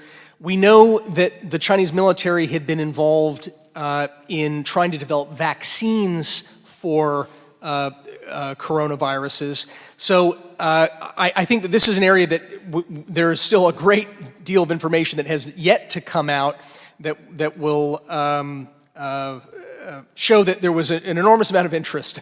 There are publicly published peer-reviewed articles by PLA generals. I completely understand. Do you believe that China has taken the appropriate steps to make a future lab leak less likely? I think that the system that's in place in China does not permit for or prize serious safety. We've seen multiple leaks of dangerous pathogens out of Chinese laboratories over the years. We've seen fatal leaks from Chinese government labs by their own admission of the original SARS coronavirus. This is the 2002-2003 virus. Let me move on. General McMaster, what message was the Chinese Communist Party sending to the American people with the Chinese spy balloon? Congressman Banks, they'll take everything that they can get, and they've been used over time to complacency. And I think the message is that that we are intending to continue a broad range of surveillance activities. The balloon, I think, is in many ways a metaphor for the massive effort at espionage. And I think you can see from the path that the balloon took, and of course I'm not privy to anything that you are or that our government is at this stage, that it maneuvered over strategic locations. I think when we figure out where previous balloons have gone, that's the same, we'll see the same pattern of trying to get a better look from signals intelligence, communications intelligence, as well as imagery of some of our most sensitive sites. And then when you combine that, though, with the massive buildup of Chinese strategic forces, nuclear forces, I think that's a cause for concern. And then you combine that with Xi Jinping talking about preemptive war. That's an even greater cause for concern. So I think the balloon is important to look at, but I think placing the balloon in context, I think, is what is perhaps most important. Ms. Sherrill is recognized for 5 minutes. Thank you, Mr. Chairman. And thank you to each and every member of this committee. As we met for an organizational meeting, and I heard stories and statements from members about their deeply held belief in and love for our country and our democratic values, I was reminded once again that even in these very fraught times, there is always more that unites us than divides us. And this committee is so important as we work to promote and protect our values and our economic interests here at home and across the world. America's ability to hold the Chinese Communist Party accountable is central to that and is the most complex and important aspect of our foreign and economic policy. Protecting human rights, ensuring a fair economic playing field, promoting freedom and democracy. Generations of Americans have fought to protect these ideals, and the more successful we are, the more America and her citizens prosper and thrive. This is now our generation's challenge, and this committee, each and every member of it, stands ready to answer that call to action. So we are here to learn how to strategically compete with China and enforce a rules-based system. We are here to protect human rights and promote democracy around the world. We are here to promote American ideals which have led millions out of poverty and created opportunity and prosperity across the world. And make no mistake, this cannot happen soon enough. For too long, the CCP has flaunted human rights and economic norms. They have aided in the encroachment of authoritarian regimes throughout the world through surveillance architecture and aiding would-be autocrats in shutting down free speech and thought. The CCP has engaged in illegal subsidies and dumping, making New Jersey companies less competitive in the global marketplace. And CCP theft of U.S. trade secrets and intellectual property cost American families and workers hundreds of billions of dollars each year. Just about everyone has heard about the surveillance balloons or the Chinese alliance with Putin against Ukraine, but just as insidious is the CCP's attack on the global and U.S. economy that has resulted in job losses, lower wages, and the outsourcing of American jobs that has harmed families, small businesses, and communities across the nation. So, Mr. Paul, can you discuss where manufacturers in your association have seen rule-breaking by the CCP and how that has impacted their ability to compete and create jobs? Thank you for the statement and for the question. Very grateful. Manufacturers have been impacted by CCP policies in a number of different ways. First of all, they're competing against firms, in some cases, that are owned by the state, particularly in the steel sector, but others as well. More than half of the world's biggest steel companies are actually owned by the Chinese government, for example. Second, we have a system where China agreed to a set of rules in 2000, 2001 when it joined the World Trade Organization and has completely ignored them. The USTR just released its most recent report on China's compliance with World Trade Organization obligations and found that China's compliance has been completely inadequate and non-existent. So the state-owned enterprises who have a different cost of capital than U.S. firms, the dumping, as you mentioned, where they're selling products into the U.S. market at a cheaper rate than they are at home, the direct subsidies that the government provides for energy, lacks labor and environmental standards. They're low standards to begin with, and they're rarely enforced. From time to time, there's been misalignment of the yuan, the Chinese currency, that has artificially given Chinese imports an advantage into the U.S. market. And as a result, we shed an enormous amount of manufacturing capacity in just over a decade, a stunning amount. 90,000 factories closed. We saw those job losses in the chart as well, and we saw the intellectual property theft. So it has been staggering for American manufacturing. Thank you. We certainly saw that in New Jersey. And in October, the Biden administration announced sweeping new sanctions and export restrictions against China related to semiconductors, a sector that the CCP has built up in no small part with IP theft and forced technology transfers. Earlier this year, both Japan and the Netherlands also joined us in imposing these restrictions. Can you discuss how these types of export and investment restrictions will impact the CCP's illegal activity, such as IP theft and dumping? Thank you again for the question, Representative. I think the long-term impact isn't entirely clear at this point, but the short-term impact has been profound. We've seen a screeching halt to a lot of U.S. personnel and company involvement in Chinese semiconductor manufacturing, which was the intent of this. The addition of Japan and Netherlands because of the supply chain with respect to semiconductors, critically important. As we enlist more allies and we expand the scope of the technology restrictions, I think we have a decent chance to be successful, that if China wants to develop high-tech semiconductors in the future, it's going to have to try to do it indigenously without the United States or our allies handing over the keys to the CCP. Thank you so much to you and all our panelists today. I yield back. Mr. Johnson is recognized for 5 minutes. I fear that too many Americans view the Chinese Communist Party as a threat over there, when in reality it is a threat here. That's why I was so grateful to hear General McMaster say tonight, it is a real mistake to give an adversary coercive power over your economy. And I was so grateful to hear Mr. Paul say we need tighter controls over CCP investment in this country, particularly in critical sectors. And so with that, Mr. Pottinger, others, I want to draw our attention to what is most assuredly a critical sector, and that is food. Food security is national security. We know that in recent years, the Chinese Communist Party has increased their holdings of farmland outside of China by 1,000%. During that same time frame, they have acquired 1,300 agricultural processing facilities. This is a deliberate and focused attempt. And so, Mr. Pottinger, to you, do we know to what extent those efforts by the CCP are motivated by their desire to gain the kind of coercive power that the general was talking about? One of the reasons that we should be extremely careful about permitting purchases of farmland in the United States by companies that are beholden to the Chinese Communist Party is that sometimes that farmland is in proximity to sensitive installations, nuclear facilities or other military bases. There may be more that's at play as well. It certainly bears close scrutiny. Why has there been such a significant increase in Chinese purchases of farmland? I think that with the Committee for Foreign Investment in the United States, there should be closer scrutiny on these purchases.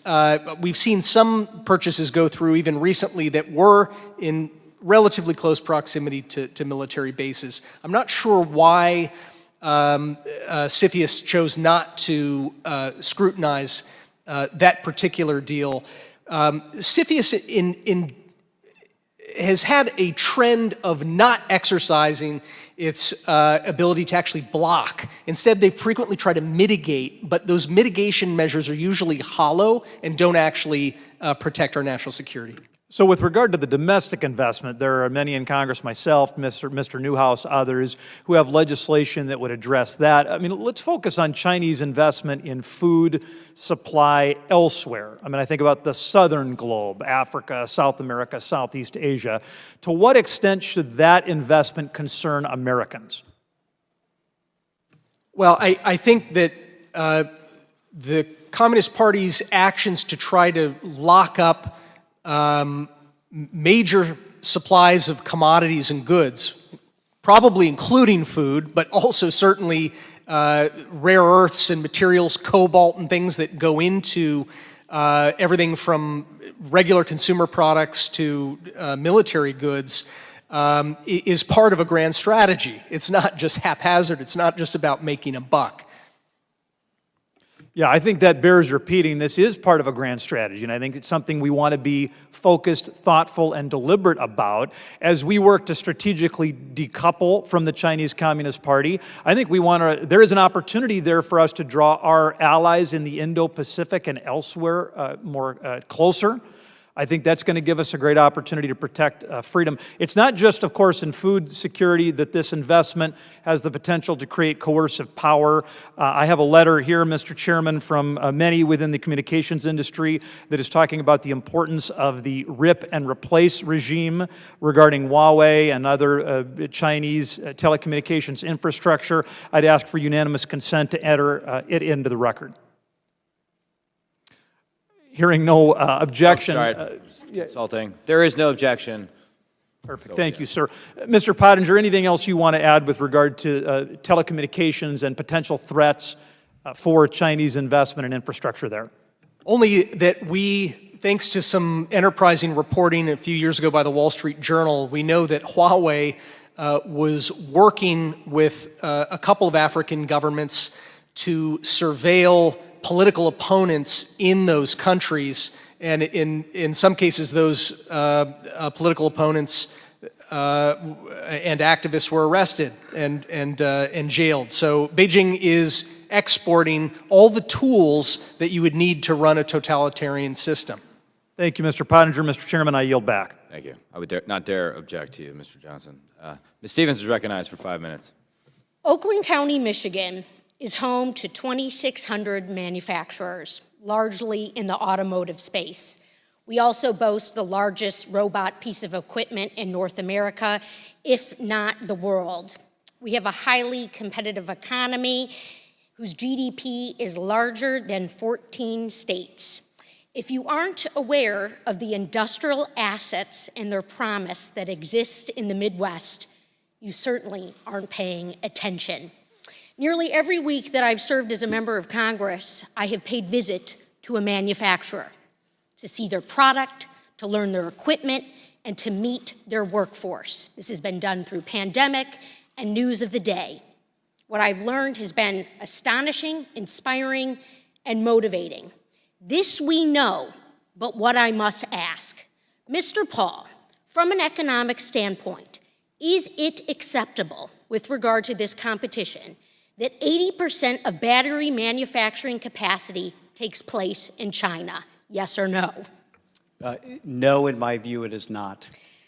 General McMaster, from a national security standpoint, as it pertains to this competition, is it acceptable that 98% of the microchips that DoD purchases are manufactured in Asia? Congresswoman, no, it's not. I think all of our supply chains need to become much more resilient. And gentlemen, is it acceptable that an estimated 85% of the refining capacity for rare earth minerals is controlled by China? No, it is not. This is a cause for grave concern, and it's going to take, I think, a lot of measures of this committee to rectify, including permitting and deregulation reform. So we are aware that we have a trade deficit that has been articulated this evening. The existential question that we are facing, that we are reacting to deficits, we are reacting to supply chain deficits, supply chain deficiencies, when we should be crafting, creating, and leading. Mr. Paul, how can we expect to compete if we are operating industrial policy while we lurch from crisis to crisis? Some of us have been ringing the alarm bell for decades on microchips. The tide rolled out. It hit us real here in the United States of America. It hit us in Michigan with our automotive sector. Certainly balance sheets paid the price, as well as the American worker. How can we revitalize industrial policy in this nation? Representative Stevens, first of all, thank you for your leadership on these issues. We're very grateful for your support for manufacturing workers. I would say the first thing is assessing the problem.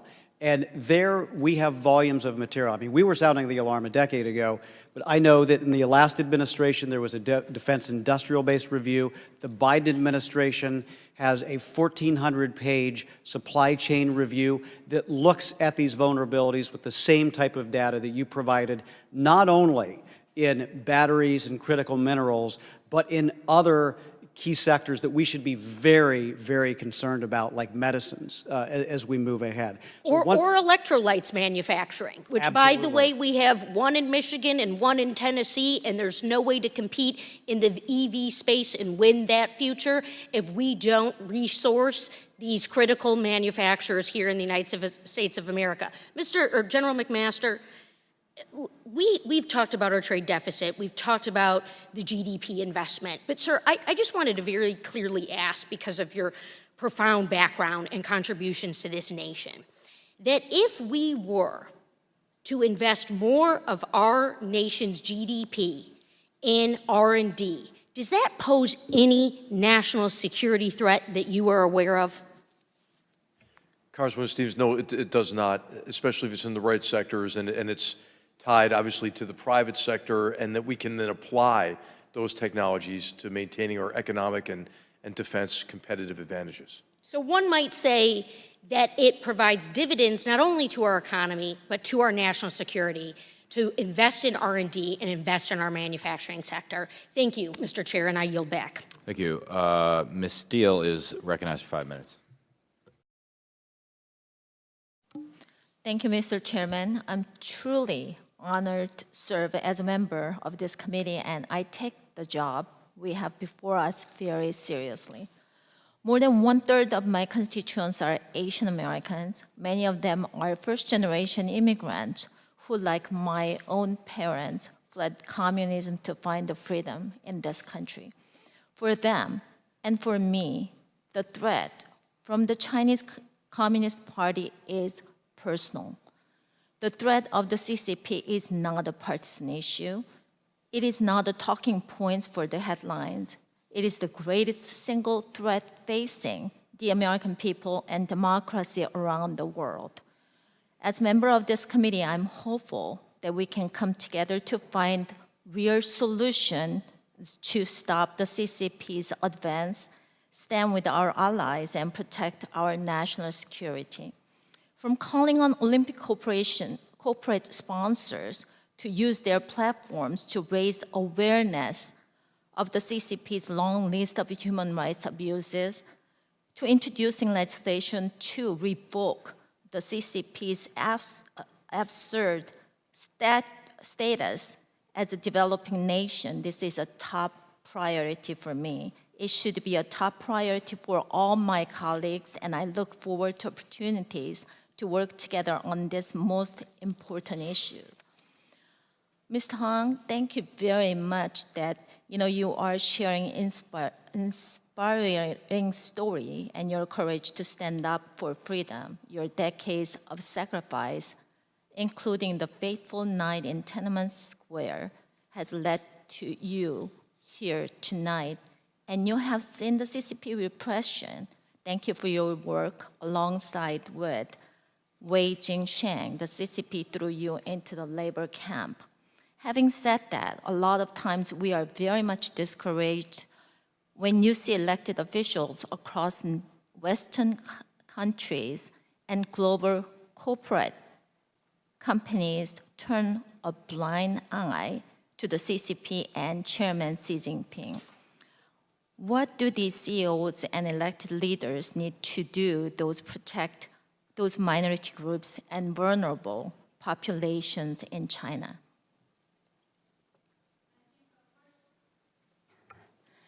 I think what the U.S. Government could help most for the Chinese people is to help fund programs that do research how to break down the Great Firewall. The Chinese Communist Party is afraid of its people most. If the Chinese people have access to internet, free flow of information, then they would know the truth. And the truth is powerful on its own. And the lies the Chinese Communist Party has built up over many, many decades could crumble. And that will help the opposition forces to organize together and then to fight more effectively against the Chinese Communist Party's ideals or history. Another way to help the Chinese, to counter, is to fund the programs for supporting journalists and rights lawyers. These two professions are trained for truth and justice, but they were heavily repressed inside China. So if the US give more funding for the program to train these organizations or the professions would be great. On the reciprocity principle and fairness principle, I would also advocate that if the Chinese government does not allow high-tech companies such as Facebook, Google, YouTube, Twitter to have presence inside China, the US should certainly have the same right to block TikTok or super app WeChat presence in the US. Many Congress congressmen and congresswomen talked about the harm that TikTok has inflicted on the American teenagers. But I would call your attention to the harm that WeChat caused for the Chinese diaspora around the world. Because the super app WeChat is a must-have inside China. And it also has become a must-have for every Chinese American or other Chinese living in Europe to have it, to have ties, to connect with friends and families inside China. For people like me, the WeChat has built an invisible wall so that my postings couldn't be viewed by folks inside China. And for those Chinese Americans who do not want to sacrifice their ties with Chinese friends and families, they self-censor and they restrain themselves from passing sensitive information to folks in China. So this has pernicious effect on the free flow of information. And the US should certainly find ways to counteract this kind of pernicious, menacing effect. Thank you.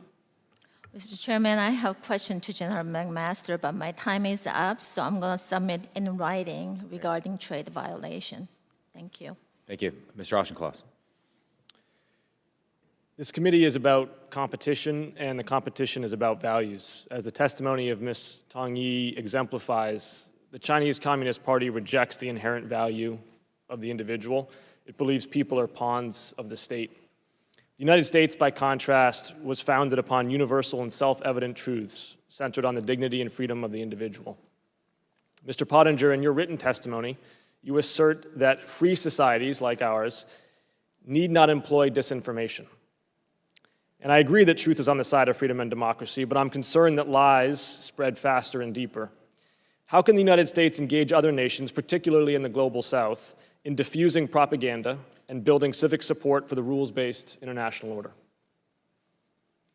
Congressman, thanks for your question. I think that helping fund independent journalism in countries in the global south is critical right now.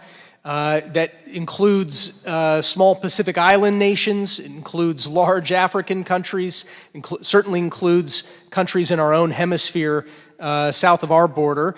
The work that is being done to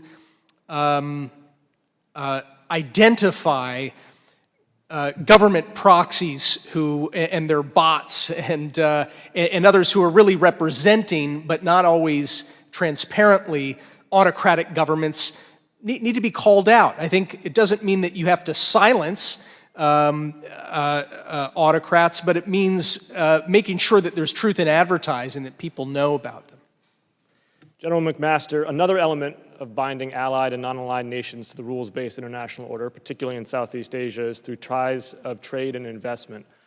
As the U.S. selectively decouples from China in order to prevent choke points, how might Congress structure a trade promotion authority for a revised Trans-Pacific Partnership to deepen and widen the bonds of trade with the rest of the Indo-Pacific?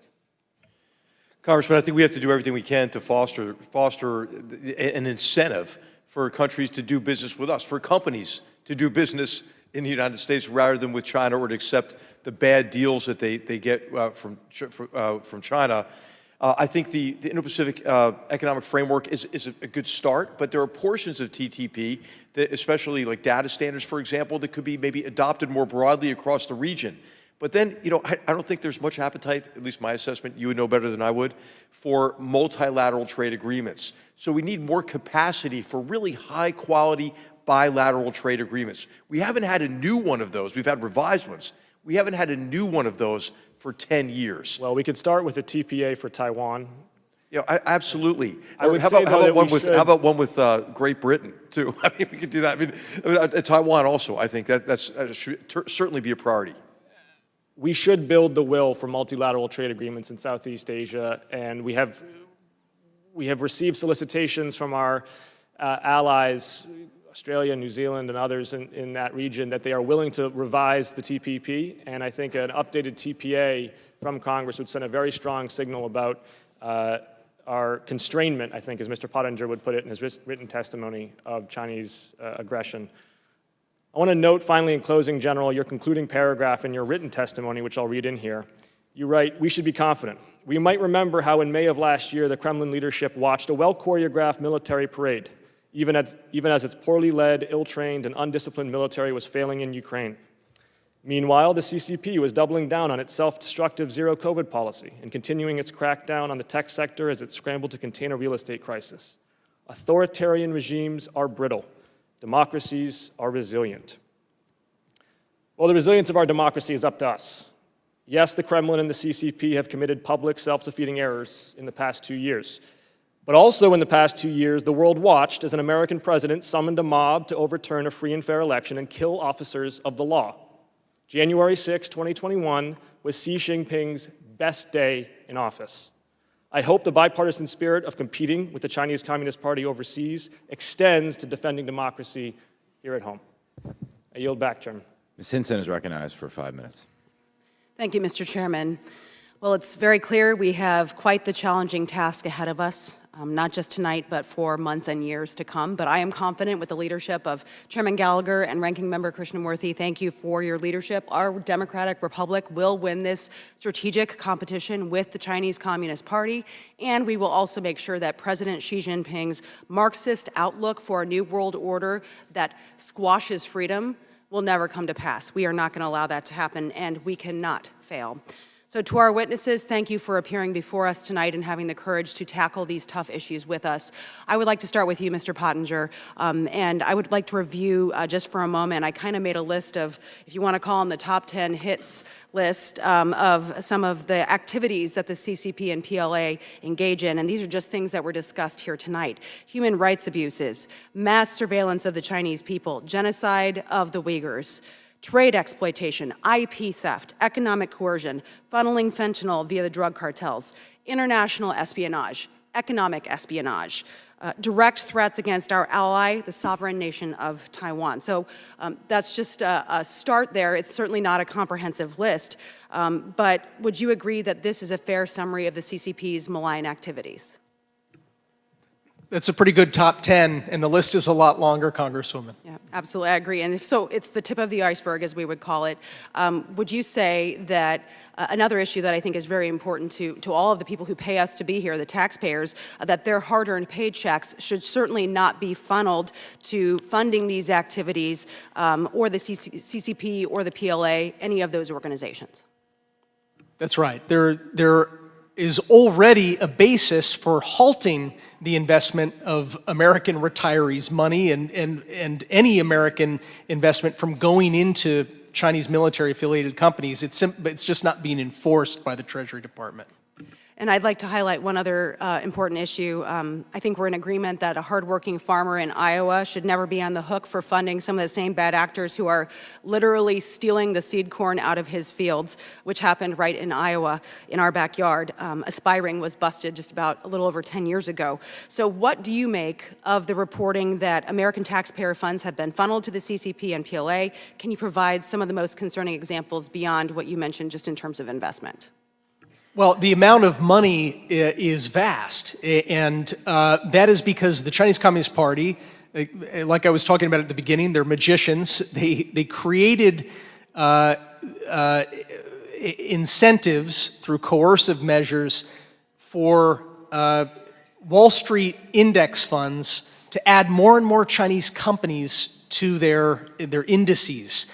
And a lot of investors, a lot of big fund managers in the United States don't actually look at the Chinese companies they're investing in or the companies at all that they're investing in. They just follow those big indices, like the MSCI index. Well, according to reporting, the MSCI had been resisting adding more of these Chinese companies, including ones that are affiliated with the military, to their list. And the Chinese Communist Party said, if you don't add more of our companies, we will withhold data from you and withhold licenses for you to operate. And lo and behold, suddenly the number of Chinese companies that appeared on these indices tripled, quadrupled, quintupled, and more money passively flowed from American pensioners and endowment funds at universities into these Chinese companies, which are opaque, and many of them are servicing the Chinese military. Right, so it's short-term gain for long-term pain in this case, right? It's exactly the opposite as normal. It's fiduciary irresponsibility on top of that. Absolutely.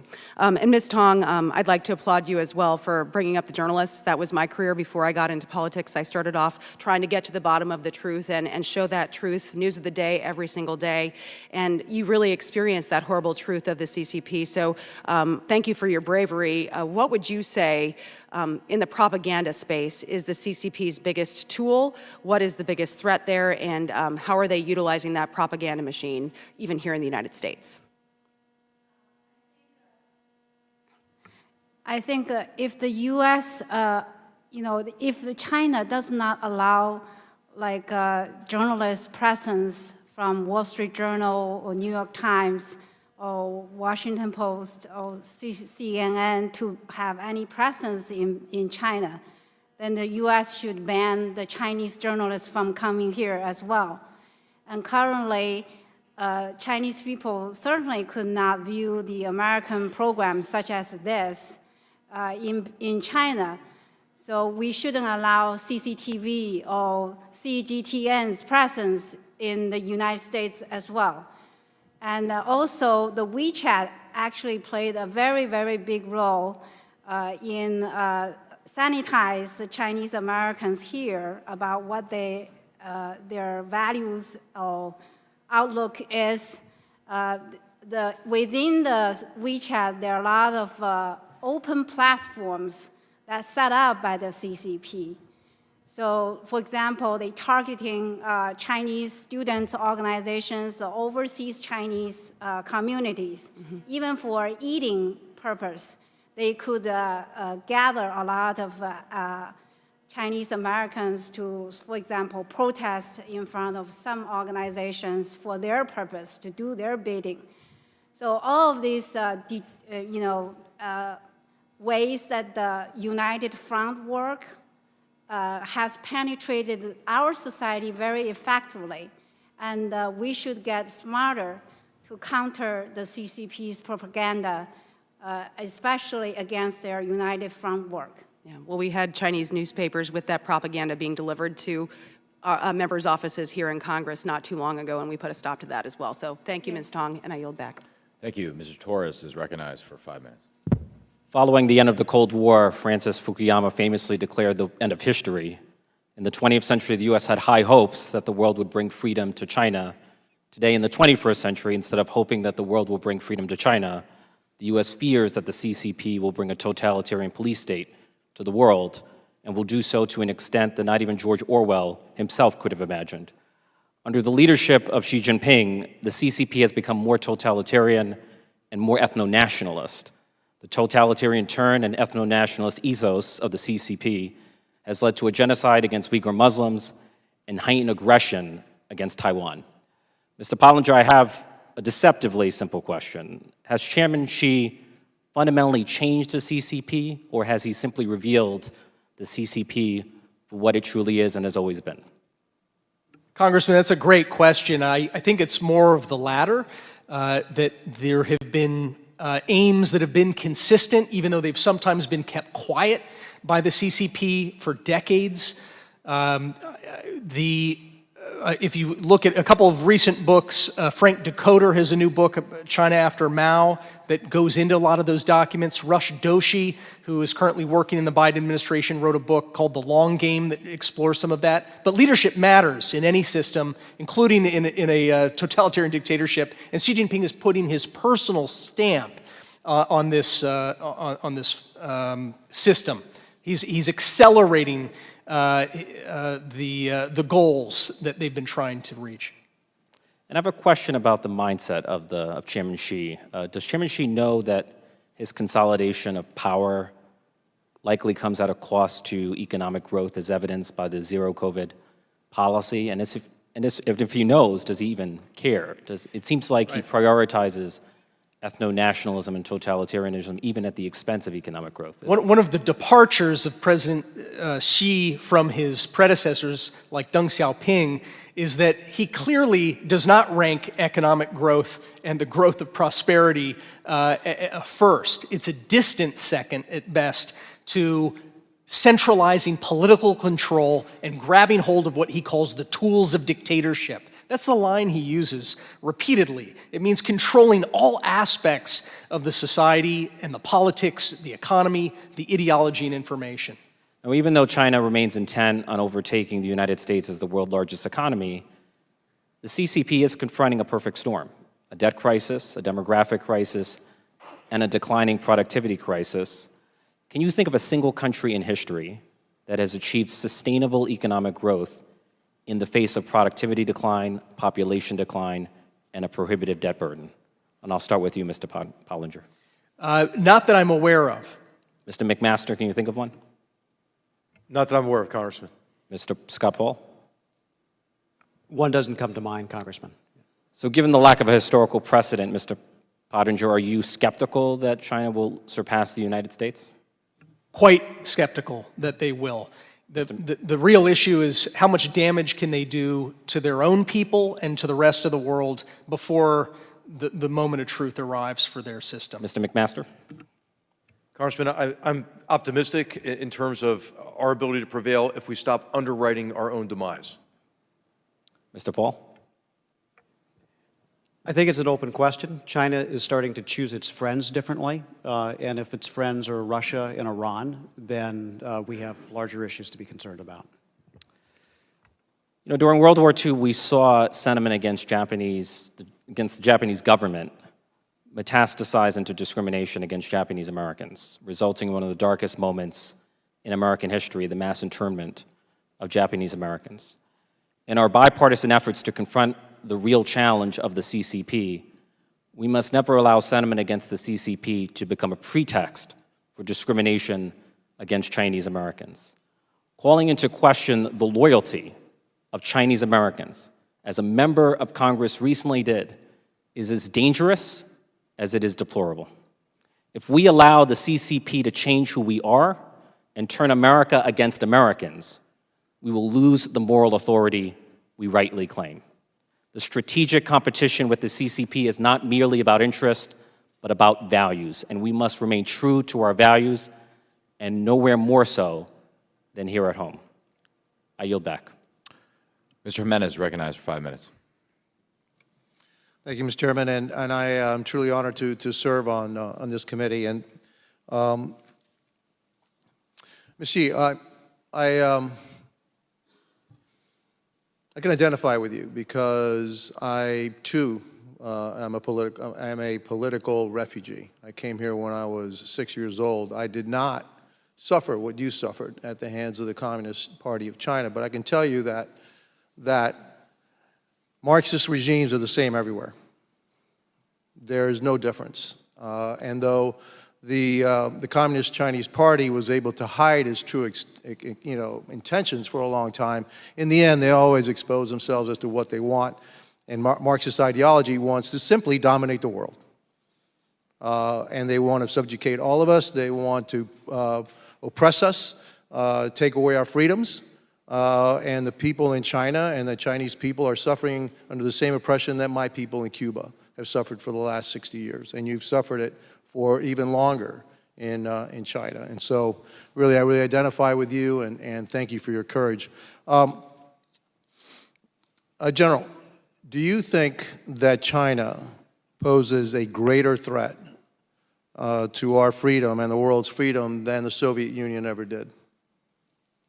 Congressman, yes, I do, because of the complexity of it, especially the interconnectedness of China with the global economy, and just the scale of what they're doing from an economic perspective and from an espionage perspective, I think is unprecedented. We never gave the Soviet Union the kind of access that we gave to Chinese Communist Party operatives, members of the party, again, based on what we've all been talking about, this fundamentally flawed assumption that China, having been welcomed into the international order, would play by the rules, and as China prospered, it would liberalize its economy and liberalize its form of governance. Yeah, I agree. And you know, after World War II, it was pretty clear that the Soviet Union was going to be our adversary. And so we treated them as an adversary, unlike what we did with China. It says, well, maybe if we treat them kindly, they will change their ways. And I'll tell you one thing, you can never assume that with a Marxist regime. They will lie, cheat, do whatever it is to gain their way or what their goals are. And so I believe that the fundamental difference is that unlike the Soviet Union, we're actually funding the instrument of our demise, and that we must decouple. We have to decouple, but we can't do it alone. We actually have to do it with our allies. And so now that this veil has kind of been withdrawn, and the rest of the world can actually start to see what really China's about and what their aims are, do you feel that our allies have sufficiently woken up to the reality of what China is and the threat that China, Russia, Iran, North Korea poses to the rest of the world? Congressman, no, I don't. I believe the trend's in the right direction, but to use your word, is insufficient. And I think it's important to understand that really the person that's driving decoupling is Xi Jinping, but on his own terms to create this dual circulation economy. Now, I'm talking about things that I learned from Matt Pottinger, but it really, what China wants to do is insulate China from any kind of consequences, financial or economic, associated with Chinese aggression, while he cultivates dependencies that he can use for coercive purposes. And I think a lesson, again, to go back to a lesson of the reinvasion of Ukraine, is the rending of economic relationships with Russia, the degree to which some companies had stranded capital and investments there. I think that what we really need is a private sector response to this growing geostrategic danger. So companies, I think, international companies, need to really begin to mitigate the risk. Well, I wish I had that confidence in international companies. A lot of them are looking for profit and short-term profit over really the long-term consequences of that. And so I believe that we're going to have to take some more aggressive steps. We can't do this, incrementally. You need dramatic action, and you need it now in order to stop this threat. Look, some of the folks in here in this committee have talked about the supply chain and rare earth minerals. You'd be surprised that 70% of those rare earth minerals are in our hemisphere, controlled by the Chinese, and we need to start looking in our own backyard to combat the threat. That's the first place we need to start, and then we need to start looking, well, we have to take action around the world. Thank you, and I guess my time is up. Ms. Brown is recognized for 5 minutes. Thank you. As it's been stated, U.S. competitiveness is critical to the residents in Ohio's 11th Congressional District, the Midwest, and across the nation. As the relationship between the U.S. and China evolves, I am committed to supporting American manufacturing and trade, boosting American competitiveness with equity and inclusion, supporting human labor, opposing surveillance, and preventing cybersecurity threats pertaining to the spread of misinformation and disinformation in the United States. Since 2020, the U.S. government has restricted certain firms of Chinese origin from doing business in the United States, but has not used country or sectoral restrictions, leaving most U.S.-China commercial activity open. The U.S. government handles state commercial actions on a case-by-case basis and holds individual actors accountable, not the state more broadly. So, Mr. Paul, my question is for you. What broader state restrictions and accountability, if any, could address these U.S. concerns? Representative Brown, thank you so much for the question. It's an important issue. So I think that we have some foundations upon which to build. We have inbound investment reviews through the CFIUS law. We can certainly enhance the enforcement of that and expand its scope. Through direct taxpayer investment, we can restrict the access to Chinese firms for that. For example, there were over 100 Chinese firms that had connections to the government that received PPP assistance. There are state-owned firms in transit that is CRC and state-connected firms like BYD that have secured transit dollars. You can expand the scope of restrictions there. And we can more carefully calibrate research and where that goes. In my testimony, I articulated issues with U.S. labs then licensing technology that was developed at taxpayer expense to Chinese firms. And there is a law in place to start to stop that was bipartisan within Homeland Security, but that should be expanded as well. And we should also consider what the scope and the type of Chinese investment is. What we've seen a lot, unfortunately, and I think you've experienced this in Ohio, is you've seen industries like steel and glass and others where there have been just total decimation of these industries. Sometimes Chinese firms come in and take up some of the domestic marketplace. And that's not necessarily something that I think is healthy for our economy. For every job that creates, it probably displaces 3 or 5 other jobs that were in value chains in the United States. So there's a lot of room to maneuver here. Thank you for that. And have U.S. officials prioritized short-term commercial interests over longer-term considerations related to U.S. competitiveness? I think up until recently, unfortunately, the answer was yes. And that's why we had 2 decades of permanent normal trade relations for China, no real consequences for the Chinese misbehavior that I described that was measurable in any way. Recently, we have seen that shift. I think we're playing the long game now. And as I mentioned, I think there are a couple of aspects to that. I think a trade enforcement strategy is key, but I think a domestic competitiveness agenda is also key. And that requires public investment, that requires attention to our infrastructure, to our workplace, to make sure that we're not only the leaders in innovation, but we're the leaders in production, again. All right, well, thank you for your recommendations as this committee continues to explore opportunities to create policy and conduct oversight regarding the U.S.-China and trade relationship. And with that, Mr. Chairman, I yield back. Mr. Barr is recognized for 5 minutes. Thank you, Mr. Chairman, and thank you to our witnesses for their outstanding testimony and their expertise.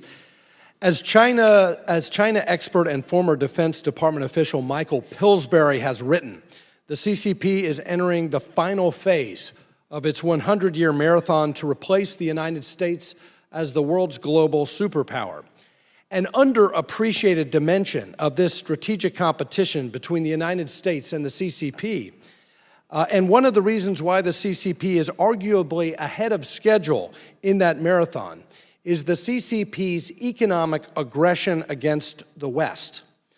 But I believe very strongly that the United States should not mimic the Chinese industrial policy, should not copy the Chinese command and control system. We should not embrace overly broad measures that would raise questions about our commitment to a market economy, which is a key source of strength for the United States in contrast to China's communist central planning policies. In other words, as this committee does its work, and as we consider policy responses to the threat from the CCP, I would submit to my colleagues and to policymakers in this country, we should not try to counter China by becoming more like China. Mr. Pottinger, though, I do believe there are certain areas where we need strategic, targeted, focused, and tailored decoupling. And that strategic, targeted decoupling should be limited and focused on national security issues. So to that point, I want to set the stage for those watching tonight on the risks of U.S. investment and Western capital flows into Chinese military surveillance companies that do threaten our national security. To what extent are American investors, through these emerging growth index funds, public equity exchanges, and even private equity and credit investments, either knowingly or unknowingly, investing in Chinese companies that directly threaten U.S. national security? Congressman, it's a huge amount of money. I point you to the work that Roger Robinson has done in this area. He's a former Reagan administration official who's been actually trying to tally the amount of money. We're talking about hundreds of billions of dollars that have been flowing to opaque firms, many of them involved in grotesque human rights abuses, including genocide and slavery of the Uyghur people and others. And I think that most Americans don't know. If Americans knew that that's where their money was going, they would say, I'm out. What are you talking about? But I do think that there has been poor stewardship of the money on the part of these index providers, and frankly on the part of a lot of big money managers who have not paid close enough attention to where that money is truly flowing. Well, let's talk about the appropriate and tailored and focused response. What is the policy solution here that is consistent with our values and our general commitment to cross-border capital flows? What is the right policy response? So as you consider that response, talk to us about the disparate lists within the Department of Commerce, the entity list, the lists within the Department of Defense, the so-called 1260H list, and also within Treasury, the OFAC list and the Chinese military industrial complex list that is subject to these executive orders. Is the right policy response a very surgical, direct OFAC sanctions regime that would not only tell American investors, green light, red light, these are red light companies, but it would coordinate that sanctions regime with our entity list at Commerce so that a company that we should not be transferring technology to through BIS should also be on the sanctions list so that outbound capital screening, outbound capital flows are not subsidizing or investing in companies that are a technology transfer risk. And one final point, does OFAC have a multilateral effect so that non-US investors are also not funding the rise of Chinese military surveillance and technology companies? Congressman, to start with the last point, I think that when the United States leads, our allies sooner or later tend to follow. That was the case when the Trump administration put the first ever sanctions on China for their genocide. The Europeans and others slowly began to follow suit. There's no substitute for America's deep and liquid capital markets. No one else can substitute for the massive liquidity here. So the answer is, when we're talking about an adversary, a totalitarian adversary that does not wish us well and is involved in the worst human rights abuses so far this century, yes, we need to actually begin coordinating and at least trying to study why it is, for example, that the U.S. Commerce Department has 1,000 Chinese companies on its export control list because those companies provide dual-use military technologies. But at the Treasury Department down the street, there are only 68 companies that Americans are prohibited from investing in. 68 companies that are either affiliated with the Chinese military or involved in gross human rights abuses. The number should probably be several tens of thousands of companies, not merely 68. So the Treasury Department has a lot of explaining to do. Well, my time has expired, but obviously coordination of these lists is critical, and I yield back. Mr. Luetkemeyer is recognized for 5 minutes. Thank you, Mr. Chairman, and thank our witnesses again today. I want to follow up on Mr. Barr's line of questioning here. Ms. Tong, in your testimony, you say that the CCP, we have helped to feed the baby dragon of the CCP until it has grown into what it is now. You know, I always use a little bit different phrase, and I often say that we're investing in China, which is the lion that's going to eat us if we're not careful. You know, Mr. Paul, in your testimony, you stated that the CCP has sought to accomplish its objectives by drawing in American investment in technology. They are sucking us in. They're finding a way to attract our investment. And Mr. McMaster, or General McMaster, you in a statement before the Senate Armed Services Committee in a hearing in March 2021 discussed the many Chinese companies that are listed on the American Stock Exchange. And my information was that in 2020, there were about 1,000 companies listed on our stock exchange, whereas of January the 9th of this year is down to 252.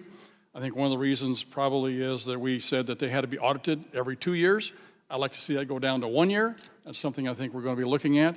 But one of the problems I have with it, and I think Mr. Pottinger mentioned a minute ago, is that our asset managers, when you have BlackRock, the largest asset manager in the world, who probably a bunch of us in this room may have our retirement funds with them, makes a statement that says the best place to invest in the next 20 years is China.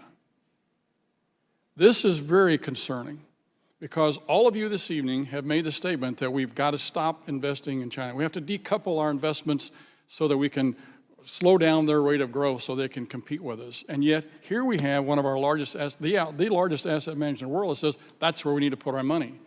How do you suggest that we deter him? This is where my colleague was going a minute ago. How do you suggest we deter him from saying that and investing in China?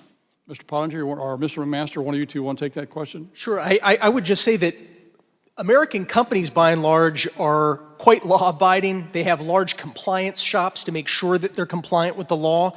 I think that companies will follow the guidelines if they are painted brightly, and that is the work of this committee. It's incumbent upon the executive branch to have executive orders that make clear what the left and right lateral limits are for what we can invest in, sir. Mr. General McMaster. Congressman, thank you. I think the way to do this as well is to maybe inform your work is with case studies, and we're working at the Hoover Institution on case studies that will illuminate how U.S. investments, private equity and venture capital investments have enabled the People's Liberation Army in some circumstances. For example, some massive several $100 million investment in a company in 2014. That company now provides all the battlefield artificial intelligence for the People's Liberation Army, and also how our investments have enabled really the Chinese then to double down on state support for certain sectors that then drive our industries out of business. You mentioned battery manufacturing, wind turbines, solar. I mean, the list is vast. So I think that really shedding the light on this is important because I think so many fund managers have been under this idea of maybe some sort of soft-headed cosmopolitanism or a belief again in this assumption that China is going to become just like us. Thank you for that. I want to make a point here, though. It would seem to me that, I read somewhere the other day that it takes about $300 billion a year for them. I think, Mr. Pottinger, you mentioned something about the cost to deter and incarcerate and surveil the Chinese people. It costs about $300 billion a year, a figure I saw somewhere. If you look at our trade deficit, that's $383 billion. I think that's in Mr. Paul's testimony. So basically, we're paying through our trade deficit for the Chinese government to surveil and incarcerate and build detention centers, prisons, for their own people. Was that a fair statement? I think it is, sir. A question for you then. I know you gentlemen have talked about ways to perhaps legislatively do this. I think we also need to have the American people behind us when we do this. We need to have them understand that they can't necessarily go for the highest return on their investment in China. They're going to have to start looking someplace else. So how would you recommend we sell that to the American people? Ms. Tong has got a fantastic story there to tell of what goes on in China today. Would you guys like to answer that very quickly? Well, in 1990, China's GDP was less than 5% of the US GDP. In 2022, China's GDP is 62% of US GDP. Over the last 3 decades, with easy access to Western markets, Wall Street capital, cutting-edge technology from Silicon Valley and the American universities, and also business and manufacturing's know-how transferred or stolen in joint enterprises, China has now become a pacing geopolitical threat to the US. In hindsight, American policymakers should regret much of this. Sacrificing American values and principles for short-term profits will never serve Americans' long-term national security or economic well-being. Thank you for that statement, Ms. Tong. And I yield back. My time's up. Thank you.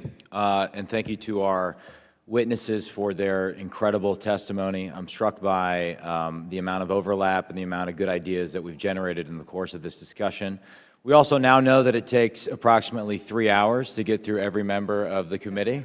Everyone's still here. Everyone is still here, indeed. But mercifully, no one's asked for a second round of questions, so I'll move to close.